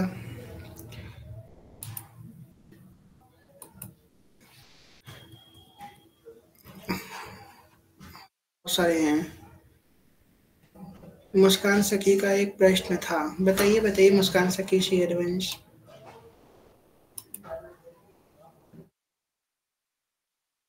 यहाँ सब रात को ही नियम करते हैं।